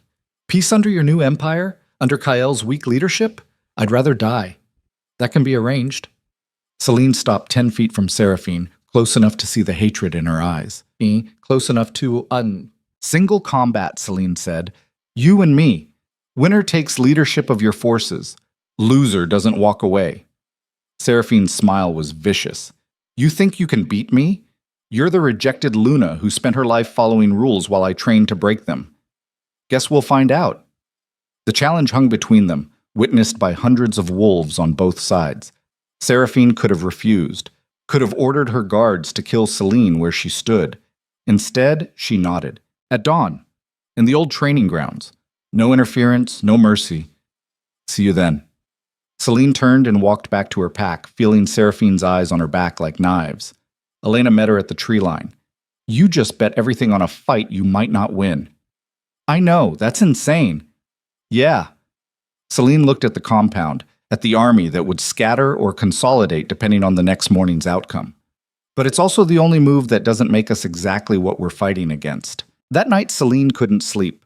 She sat by the fire with the northern wolves, listening to their stories of the old empire, of King Aldrich, who'd been kind and fair and died for it. "He used to say," Elena told her, voice rough with memory, "that strength without honor is just violence wearing a crown.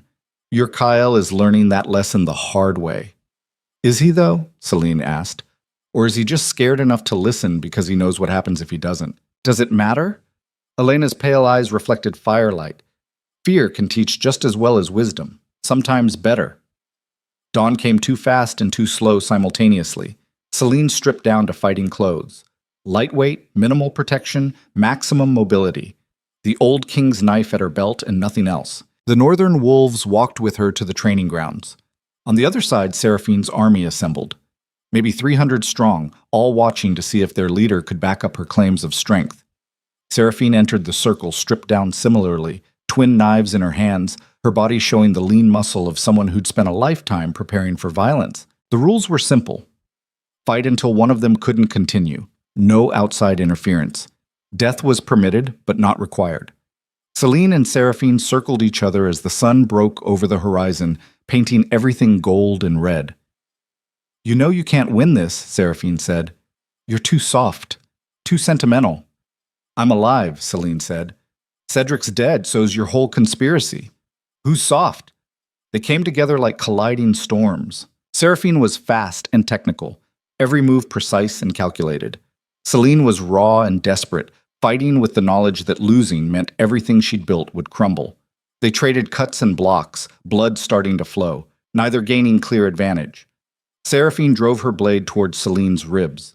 Celine twisted, felt steel kiss her skin, but not bite deep, and brought her own knife up in a slash that opened Seraphine's shoulder. They broke apart, circling again, both breathing hard. "You fight well for someone who spent her life being ignored," Seraphine panted. "You'd be surprised what you learn when people underestimate you," Celine said. They crashed together again, and this time Seraphine's blade found meat, sliding between Celine's ribs on the left side. Pain exploded white-hot, but Celine turned into it instead of away, trapping Seraphine's knife hand against her own body and driving the old king's blade towards Seraphine's throat. Seraphine blocked with her free hand, steel meeting steel, their faces inches apart. "You're dying," Seraphine hissed. "That wound is fatal if you don't get it treated in the next 10 minutes. Then I better finish this fast." Celine head-butted Seraphine, felt cartilage crunch, and in the split second of shock, she ripped Seraphine's trapped knife free from her ribs and threw it away. They went to the ground in a tangle, Celine's blood making everything slippery, both fighting for position with raw desperation. Celine got on top, got her blade to Seraphine's throat, pressed down just enough to draw blood. "Yield!" she gasped. Seraphine's eyes were wild, feral, everything civilization had tried to hide behind beauty and training. "Never. Then die knowing you lost to someone you thought was weak." But Celine didn't press down, didn't kill. Instead, she stood, swaying, the wound in her side pumping blood that she couldn't afford to lose. "I'm giving you a choice," she said loud enough for both armies to hear. "Yield and live. Continue and die. What's it going to be?" Seraphine lay in the dirt, blood and defeat written across her face. For a long moment, Celine thought she'd choose death out of spite. Then Seraphine's eyes found something over Celine's shoulder, and her expression changed to something like fear. Celine turned. Kael stood at the edge of the training ground, and he wasn't alone. Behind him, 1,000 Imperial wolves assembled in perfect formation, and at his side stood the one thing Celine never expected to see. A woman who looked exactly like the portraits of Princess Elena, the 9-year-old who supposedly died in the coup 30 years ago. Except she was alive, and she was wearing a crown that made Kael's broken symbol look like a child's toy. The rightful heir to the throne had returned, and everything Celine thought she knew about the Empire's future shattered like glass. Celine's blood was soaking into the dirt beneath her feet, the wound in her side screaming with every breath, but none of that mattered compared to the impossibility standing at the edge of the training ground. Princess Elena, 9 years old in the history books, dead in the official records, very much alive and 39 years old in reality, wearing a crown that carried the weight of legitimate royal blood that the Draven line had never possessed. The silence was total. 300 of Seraphine's wolves, 50 of Celine's northern fighters, 1,000 Imperial forces behind Kael, all of them frozen by the same realization that everything they thought they knew about the Empire's foundation had just shifted again. Kael's face was unreadable, but Celine felt confusion and shock pulsing through the bond between them. He hadn't known. Whatever this was, whoever had orchestrated this moment, they'd kept it from him too. The woman who called herself Princess Elena walked forward with the careful grace of someone who'd spent decades learning to move without drawing attention. She was small, unremarkable in features except for her eyes, those pale gray eyes that Celine had seen in the northern camp, in the scarred face of the woman who'd trained her. Elena Korvath wasn't just the captain of the royal guard who'd survived. She was the princess herself. The deception settled over Celine like ice water. Every conversation, every training session, every moment the woman had pushed her harder, demanded more, spoken of the murdered royal family like she was separate from them. It had all been a carefully maintained lie. "You," Celine said, her voice raw. "You were her. This whole time." The woman who'd been calling herself Elena Korvath stopped 10 feet away. "The real captain died protecting me that night. Took a blade meant for my heart. With her last breath, she told me to take her name, to hide, to survive. So I did." Her eyes swept across the assembled armies. "I was 9 years old when Elias Draven murdered my father and both my siblings. I watched my sister Liana beg for my life before they cut her down. I hid in the servants' quarters for 3 days while they hunted survivors. And when I finally escaped, I was too young, too traumatized, too powerless to do anything but run." She turned to look at Kael, and the weight of 30 years of grief and rage was written across her face. "So I ran north. I found other survivors. And I spent 3 decades building strength, gathering evidence, waiting for the right moment to take back what was stolen from my family." Kael's hands clenched at his sides. The bond between him and Celine was screaming with tension, with the understanding that they'd been pieces on a board they didn't even know existed. "You used us," Kael said quietly. "All of this. Celine's investigation, the gathering, the revelation, you orchestrated it. I provided opportunities." Elena's voice was steady. "Celine made her own choices. So did you. I simply ensured that the truth had a chance to surface when the Empire was ready to hear it." "Ready," Garrett Ironpaw said, and his voice carried betrayal like a wound. "We've been following you for 30 years, fighting for you, dying for you, and you never told us who you really were. Because the moment I revealed myself, I became a target." Elena looked at the massive warrior without flinching. "Elias Draven spent years hunting for surviving royal blood. If he'd known I was alive, he would have burned the northern territories to ash to find me. By staying hidden, by being just another vengeful survivor, I kept all of you safe." "Safe," Celine spat, pressing her hand against the wound in her side that wouldn't stop bleeding. "Or controllable. Which was it really? Both." Elena's gaze settled on Celine with something that might have been respect or might have been calculation. "You were the perfect catalyst, the rejected Luna with everything to prove. Smart enough to find the truth, angry enough to weaponize it, connected enough to make the Empire listen. I gave you access to evidence, but you're the one who chose to use it. The words hit like physical blows because they were true. Celine had made every choice freely, driven by her own rage and sense of justice. The fact that someone else had been guiding those choices from the shadows didn't change the fundamental reality of her agency. But it made everything feel hollow anyway. So what now? Kale asked, and there was exhaustion in his voice that went soul deep. You reveal yourself as the rightful heir. You take the throne. You execute me for the crimes of my father. Is that the plan? Elena studied him for a long moment. No. The single word rippled through the assembled wolves like electricity. I didn't spend 30 years preparing to become another tyrant who rules through blood right alone.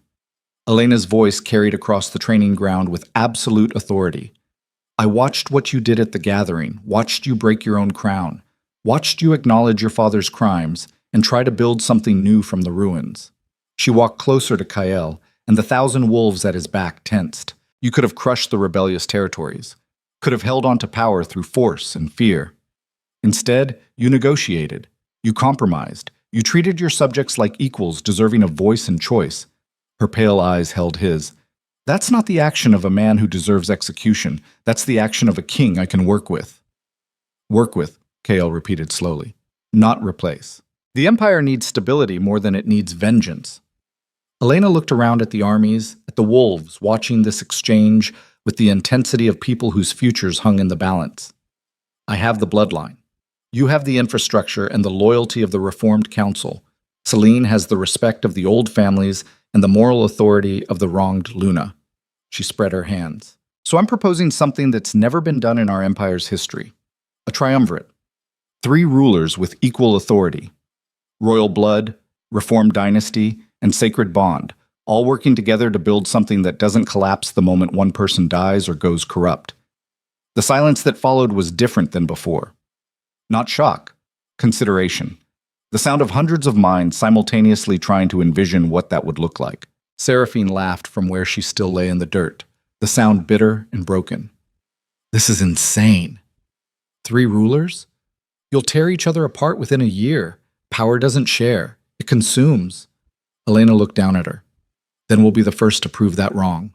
Or we'll fail spectacularly, and the Empire will learn what doesn't work. Either way, it's better than repeating the same cycle of violence and betrayal that brought us here. She turned back to Kael and Celine. But I can't do this alone. I need both of you to choose this freely. No coercion, no obligation. Just 3 people who've all been broken by this Empire's failures deciding to fix it together. Celine swayed, the blood loss finally catching up with her. Her vision blurred at the edges, and she felt the bond with Kael pulse sharp with alarm. Kael was at her side in seconds, his arm around her waist, supporting her weight. We need a healer, he snapped at the nearest wolves. Now! No, Celine said, forcing the words out through gritted teeth.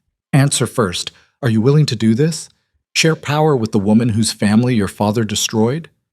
Kael looked at Elena, really looked, and Celine felt the war happening inside him through the bond. Pride, shame, hope, fear.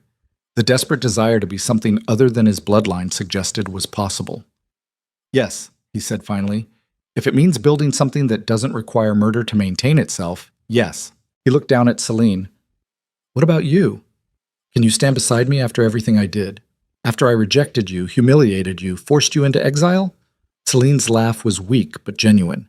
I've already proven I can stand beside you. The question is whether you can stand beside me as an equal instead of someone you think you need to protect or control. The bond between them pulled tight, and for a moment Celine could feel everything Kael felt. The love that had always been there, damaged but not destroyed by his choices. The guilt that ate at him every time he looked at her. The desperate hope that maybe, possibly, they could build something real from the wreckage. I can try, Kael said quietly. I can spend the rest of my life trying if you'll let me. Then get me a healer before I bleed out, Celine said, because I'm not dying before I see how this insanity plays out. The healer was a small woman from the Northern Wolves, hands steady and competent as she worked on Celine's wound. The blade had missed anything immediately fatal, but the blood loss was severe and infection was a real risk. She worked while Elena addressed the assembled armies, laying out the structure of the new government. A triumvirate ruling council, regional autonomy with elected local leaders, Transparent laws written by representatives from all territories, not just the capital. Military restructuring to focus on defense rather than conquest. It was radical, unprecedented, the kind of thing that should have been met with immediate rebellion. Instead, wolves listened, argued, debated, but they listened. Seraphine's forces, leaderless and watching their champion defeated in honorable combat, slowly began to disperse. Some left entirely, unwilling to be part of whatever was being built. Others, hesitantly, started asking questions about the new structure. Seraphine herself was carried away under guard, her fate to be determined by the triumvirate once it was formally established. She didn't fight, didn't protest, just stared at Celine with an expression that might have been respect, or might have been hatred, or might have been both. The healer finished her work on Celine's wound and stepped back. "You'll live. Rest for a week. No fighting, no shifting, just healing." Celine nodded her thanks, then forced herself to her feet despite the pain. Kael moved to support her, but she waved him off. "I can stand on my own." "I know," Kael said, "but you don't have to." There was something in his voice that made Celine pause, something beyond guilt or obligation, something that felt like the boy she'd grown up with before crowns and ambition had twisted them both. She let him help her walk to where Elena was standing, watching the armies slowly reorganize themselves into something that looked less like opposing forces and more like an actual unified empire. "This is going to be chaos," Celine said. "Absolutely," Elena agreed. "Power struggles. Territory disputes. People testing boundaries constantly to see if we actually mean what we say about equality and transparency." She smiled, and it was the first genuine expression Celine had seen on her face since the revelation. "But it'll be honest chaos, not corruption disguised as order, and that's worth something." The formal establishment of the triumvirate took another 3 weeks. 3 weeks of brutal negotiation, legal framework construction, and convincing skeptical territories that this wasn't just another power grab disguised as reform. The ceremony was nothing like Kael's coronation. No massive throne room, no thousands of nobles in silk and ceremony. Just a simple gathering in the palace's main hall, with representatives from every territory standing as witnesses. Elena, Kael, and Celine stood together on a platform that had been specifically built with 3 positions of equal height. No throne, no crown, just 3 people making a public commitment to share power and accountability. The oath they took was new, written collectively by legal scholars from across the empire. "We swear to serve the empire and its people above personal ambition. We swear to rule with transparency and justice, not fear and deception. We swear to check each other's power, to question each other's decisions, and to step down if we betray the trust placed in us." It wasn't poetry. It wasn't inspiring. It was a legal contract made sacred by public witness and shared commitment. But when Celine spoke the words, feeling the bond with Kael pulse steady and warm, watching Elena's face show something like peace for the first time, it felt like truth. The celebration afterward was modest. No elaborate feast, no week-long parties, just a gathering where wolves from different territories mixed and talked and started the slow, difficult process of seeing each other as fellow citizens instead of potential enemies. Celine found herself on a balcony overlooking the palace grounds, alone for the first time in weeks. Her wound ached despite the healing, a reminder that victory always came with scars. Kael joined her, moving quietly, respecting the space until she acknowledged his presence with a slight nod. They stood in silence for a while, watching the empire they'd nearly destroyed and barely saved. "I'm sorry," Kael said finally, "for all of it, for choosing wrong, for hurting you, for making you fight so hard just to be seen." Celine didn't answer immediately. She was thinking about the coronation night, about walking out of that hall with her spine straight and her heart shattered, about the woman she'd been then and the woman she'd become in the months since. "I'm not," she said. Kael looked at her, confused. "If you hadn't rejected me," Celine continued, "I never would have gone north, never would have found Elena, never would have discovered the truth about your father. We'd still be building a life on a foundation of lies, and eventually it would have collapsed anyway. So you're saying my betrayal was necessary? I'm saying pain teaches things that comfort never could." Celine finally looked at him. "I'm not grateful for what you did. I'll probably carry that wound for the rest of my life, but I'm also not the same person who would have stood silently in your shadow while you made decisions for both of us." She touched the scar on her side, feeling the raised tissue through her shirt. "I'm stronger now. Harder. less willing to accept things just because tradition says they're right. And that person, the one who was forged in exile and rage and survival, that's who the Empire needs beside you. Kael was quiet for a long moment. The bond between us, he said. It's different now. Yes. Do you think it can ever be what it was supposed to be? What the moon intended? Selene considered that. The sacred bond. The destined mate connection that was supposed to be unbreakable and perfect. No, she said. But maybe it can be something better. Something we chose instead of something that was chosen for us. She looked at him fully, seeing the exhaustion and hope and fear written across his face. I don't forgive you. Not yet. Maybe not ever completely, but I'm willing to see if we can build something real from what's left. Not because destiny says we should, because we're both committed to being better than we were. Kael's hand moved to hers, hesitant. She let him take it, feeling the familiar and foreign sensation of his touch.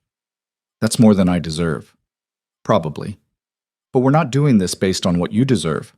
We're doing this based on what the Empire needs, and what I need. What do you need? A partner, Selene said. An equal. Someone who will challenge me when I'm wrong and stand beside me when I'm right. Can you be that? I can try. Kael's grip tightened slightly. It might take me the rest of my life to figure out how, but I can try. Then that's enough for now. They stood together in the darkness, two people broken by power and betrayal, trying to figure out if the pieces could fit together into something new. It wasn't love. Not yet. Maybe not ever in the way stories promised, but it was honest, and after everything they'd been through, honesty felt like its own kind of miracle. Over the next year, the Empire transformed in ways that were painful and necessary. Territories that had been ruled by appointed governors for generations elected their own leaders. Laws that had been written by council decree were rewritten through public debate and consensus.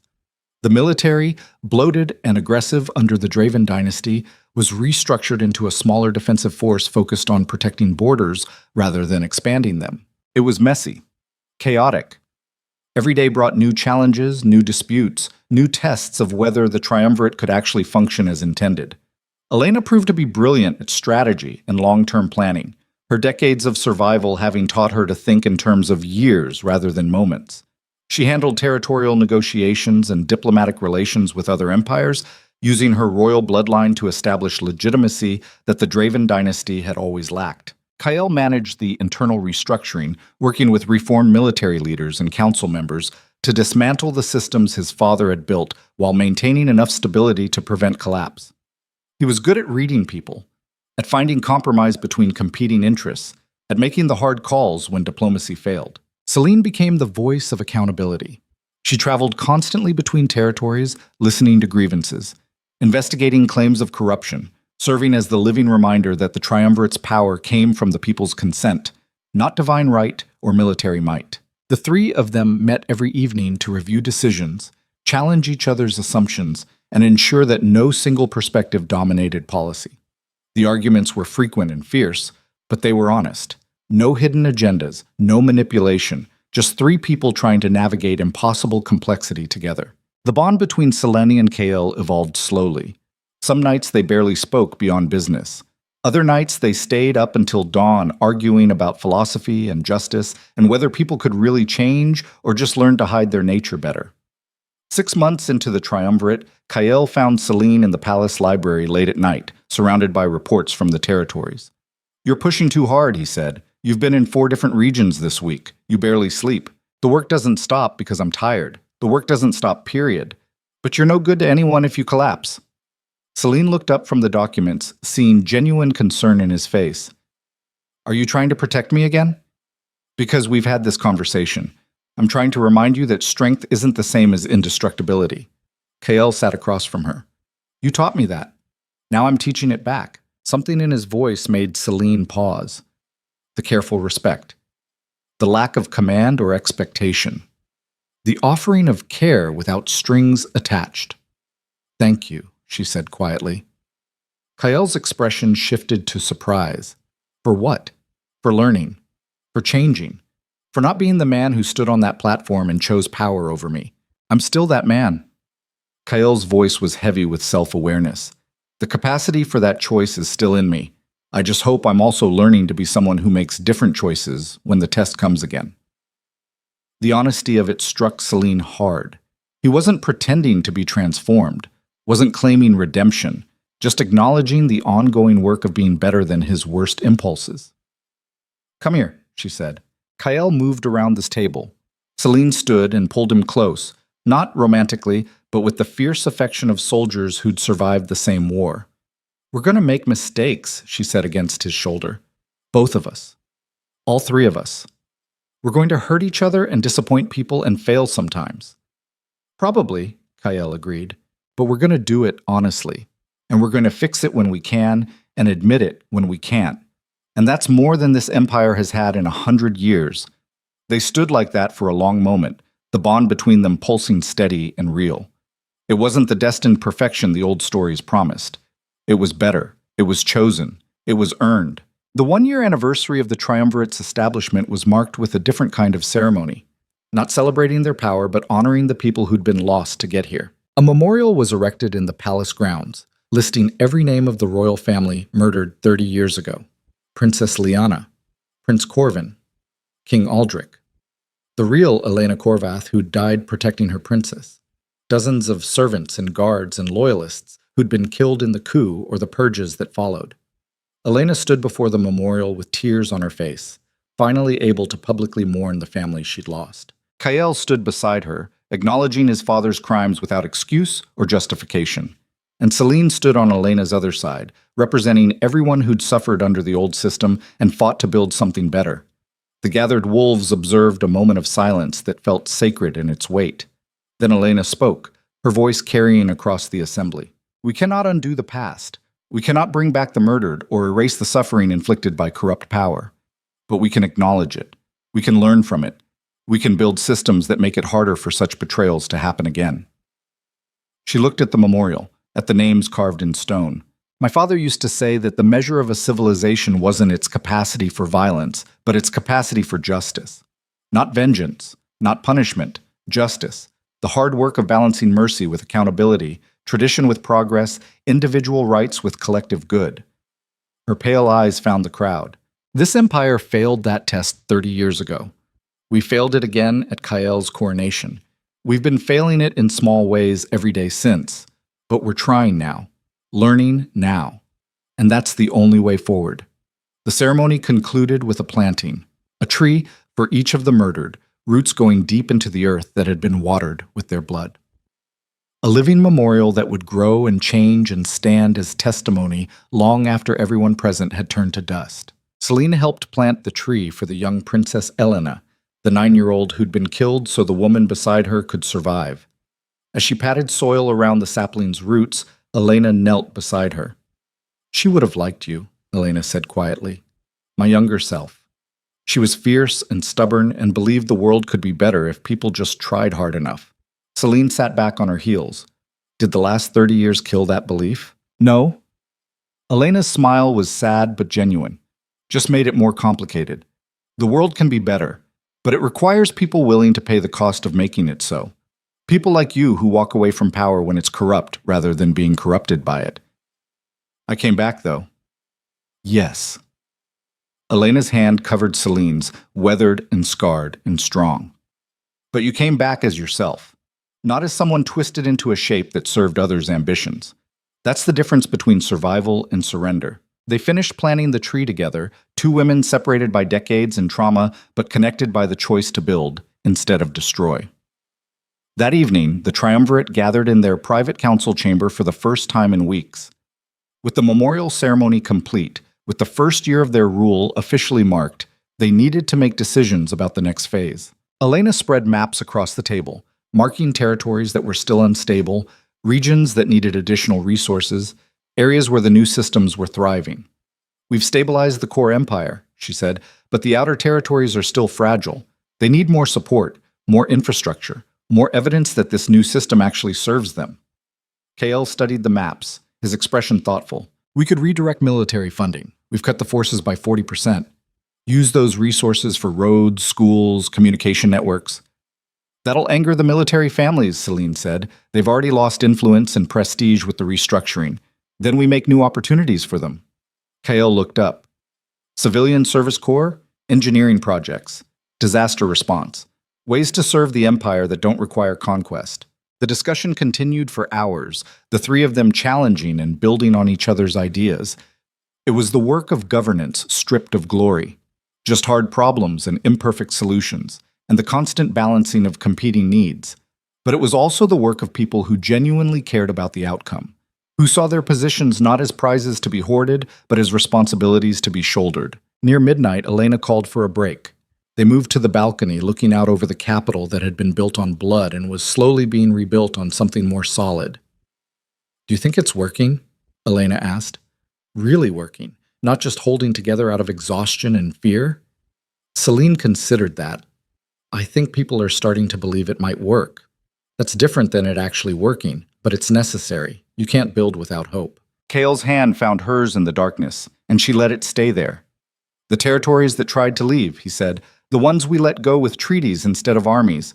2 of them have asked to rejoin under the new structure." Elena's eyebrows rose. "Seriously?" "Seriously. They saw what we're building, saw that it's not just rhetoric, and they want to be part of it. That's something," Celine said. "That's evidence that maybe we're not completely insane." They stood together in the darkness, 3 rulers who'd all been broken by power and were learning to wield it without being consumed. It wasn't perfect. They still argued, still made mistakes, still had days where the weight of responsibility felt like it would crush them. But they were doing it together. That made all the difference. 2 years into the triumvirate, Celine returned to the Northern Territories where her transformation had begun. The settlement had changed. More permanent structures now. Gardens and training grounds and a school where young wolves learned history that included the uncomfortable truths about the coup and the old regime. Garrett met her at the border, older but still formidable. "Heard you've been busy," he said. "Reforming empires, building new governments, making history." "Trying not to repeat it," Celine corrected. "How are things here?" "Good. Better than good." Garrett walked her through the settlement. "We've had families from the south coming north. Not to hide anymore, but to be part of what we built here. Community based on survival and honesty instead of hierarchy and tradition." "That's what we're trying to build everywhere," Celine said. "I know." Garrett stopped at the memorial they'd built years ago for the murdered royals. "That's why we're watching, making sure you stay true to it. And if we don't, then we'll remind you. Same as we reminded the Draven dynasty what happens when power goes corrupt." It was a threat and a promise, and exactly what Celine needed to hear. Accountability. The understanding that their power was conditional, granted by the people's trust, and revocable if that trust was betrayed.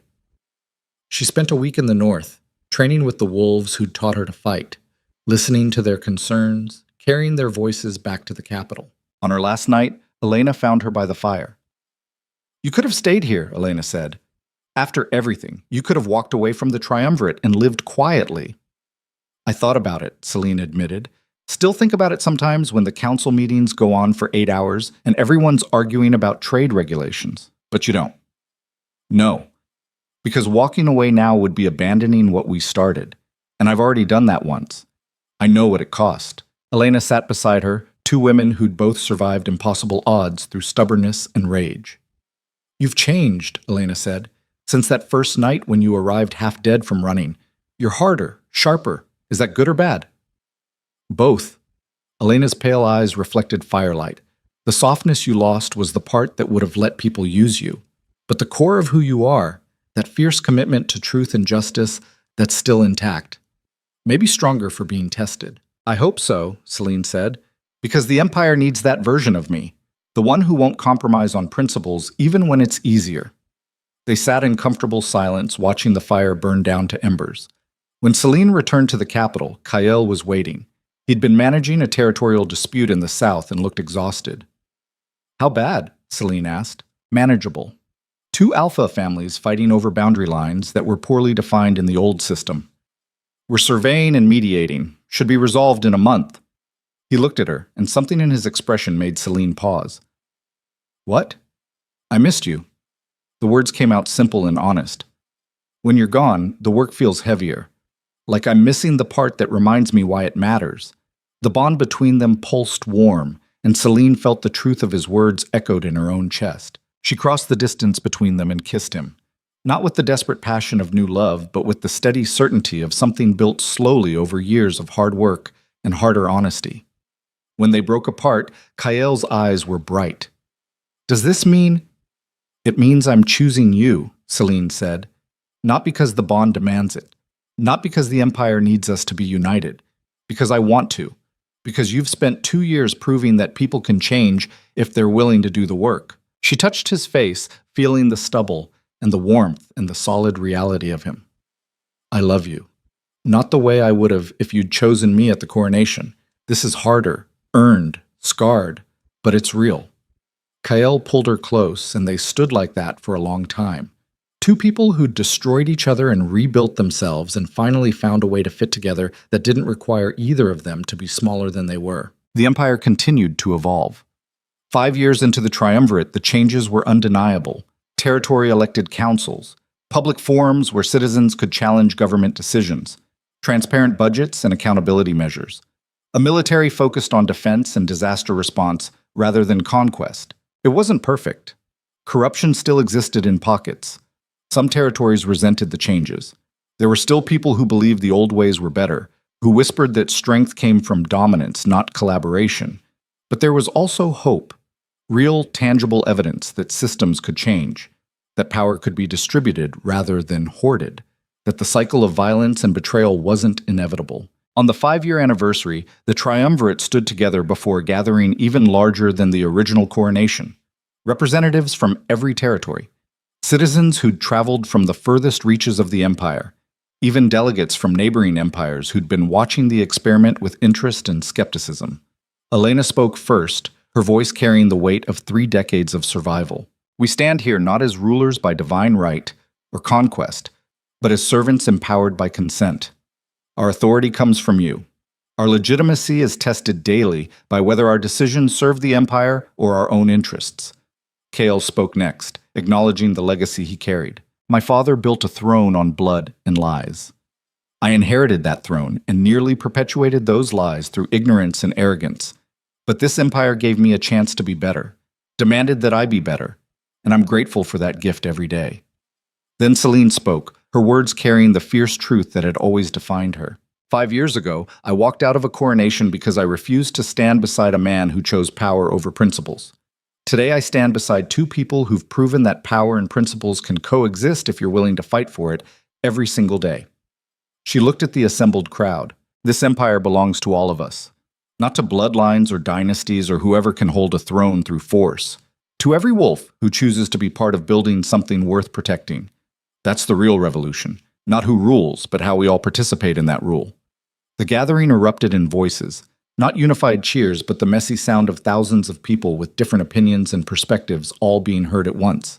It was chaotic and imperfect and beautiful. That evening, after the ceremonies and speeches, after the delegations had dispersed and the palace had quieted, the triumvirate gathered one final time in their council chamber. They were tired, years of constant work and stress showing in the lines on their faces, the gray in their hair, the weight they carried in their shoulders. But they were also satisfied in a way that went deeper than accomplishment. They'd survived, they'd built something, and they'd done it without becoming the monsters the old system had created. Elena raised a glass, her scarred face showing something like peace. To the empire we've built, may it outlive us and outgrow us. To the people who forced us to be better, Kael added. To the truth, Celine finished, however painful it is to face. They drank together. 3 rulers bound by shared trauma and shared purpose. Outside the palace windows, the empire stretched into darkness, filled with wolves sleeping peacefully under a government that had finally learned that strength came not from domination, but from service. Not from fear, but from trust. It wasn't the ending anyone had expected when Kael had chosen Seraphine over Celine on that coronation night, but it was the ending they'd earned through blood and tears and the stubborn refusal to let betrayal define them. Celine stood at the window long after Elena and Kael had retired, looking out over the empire she'd helped save by first being willing to walk away from it. The bond with Kael pulsed steady and warm in her chest. The scar on her side ached with changes in weather, a permanent reminder of the price she'd paid. But she was here, alive. Powerful in ways that had nothing to do with crowns or thrones, She was the Luna who'd been rejected, who'd disappeared, who'd returned with truth as her weapon, and rebuilt an empire from its foundations. She was proof that sometimes the greatest strength was knowing when to walk away and when to fight, when to forgive and when to demand accountability, when to stand alone and when to stand together. The Empire would remember her not as the woman Kyle chose, but as the woman he could never replace. And that was legacy enough.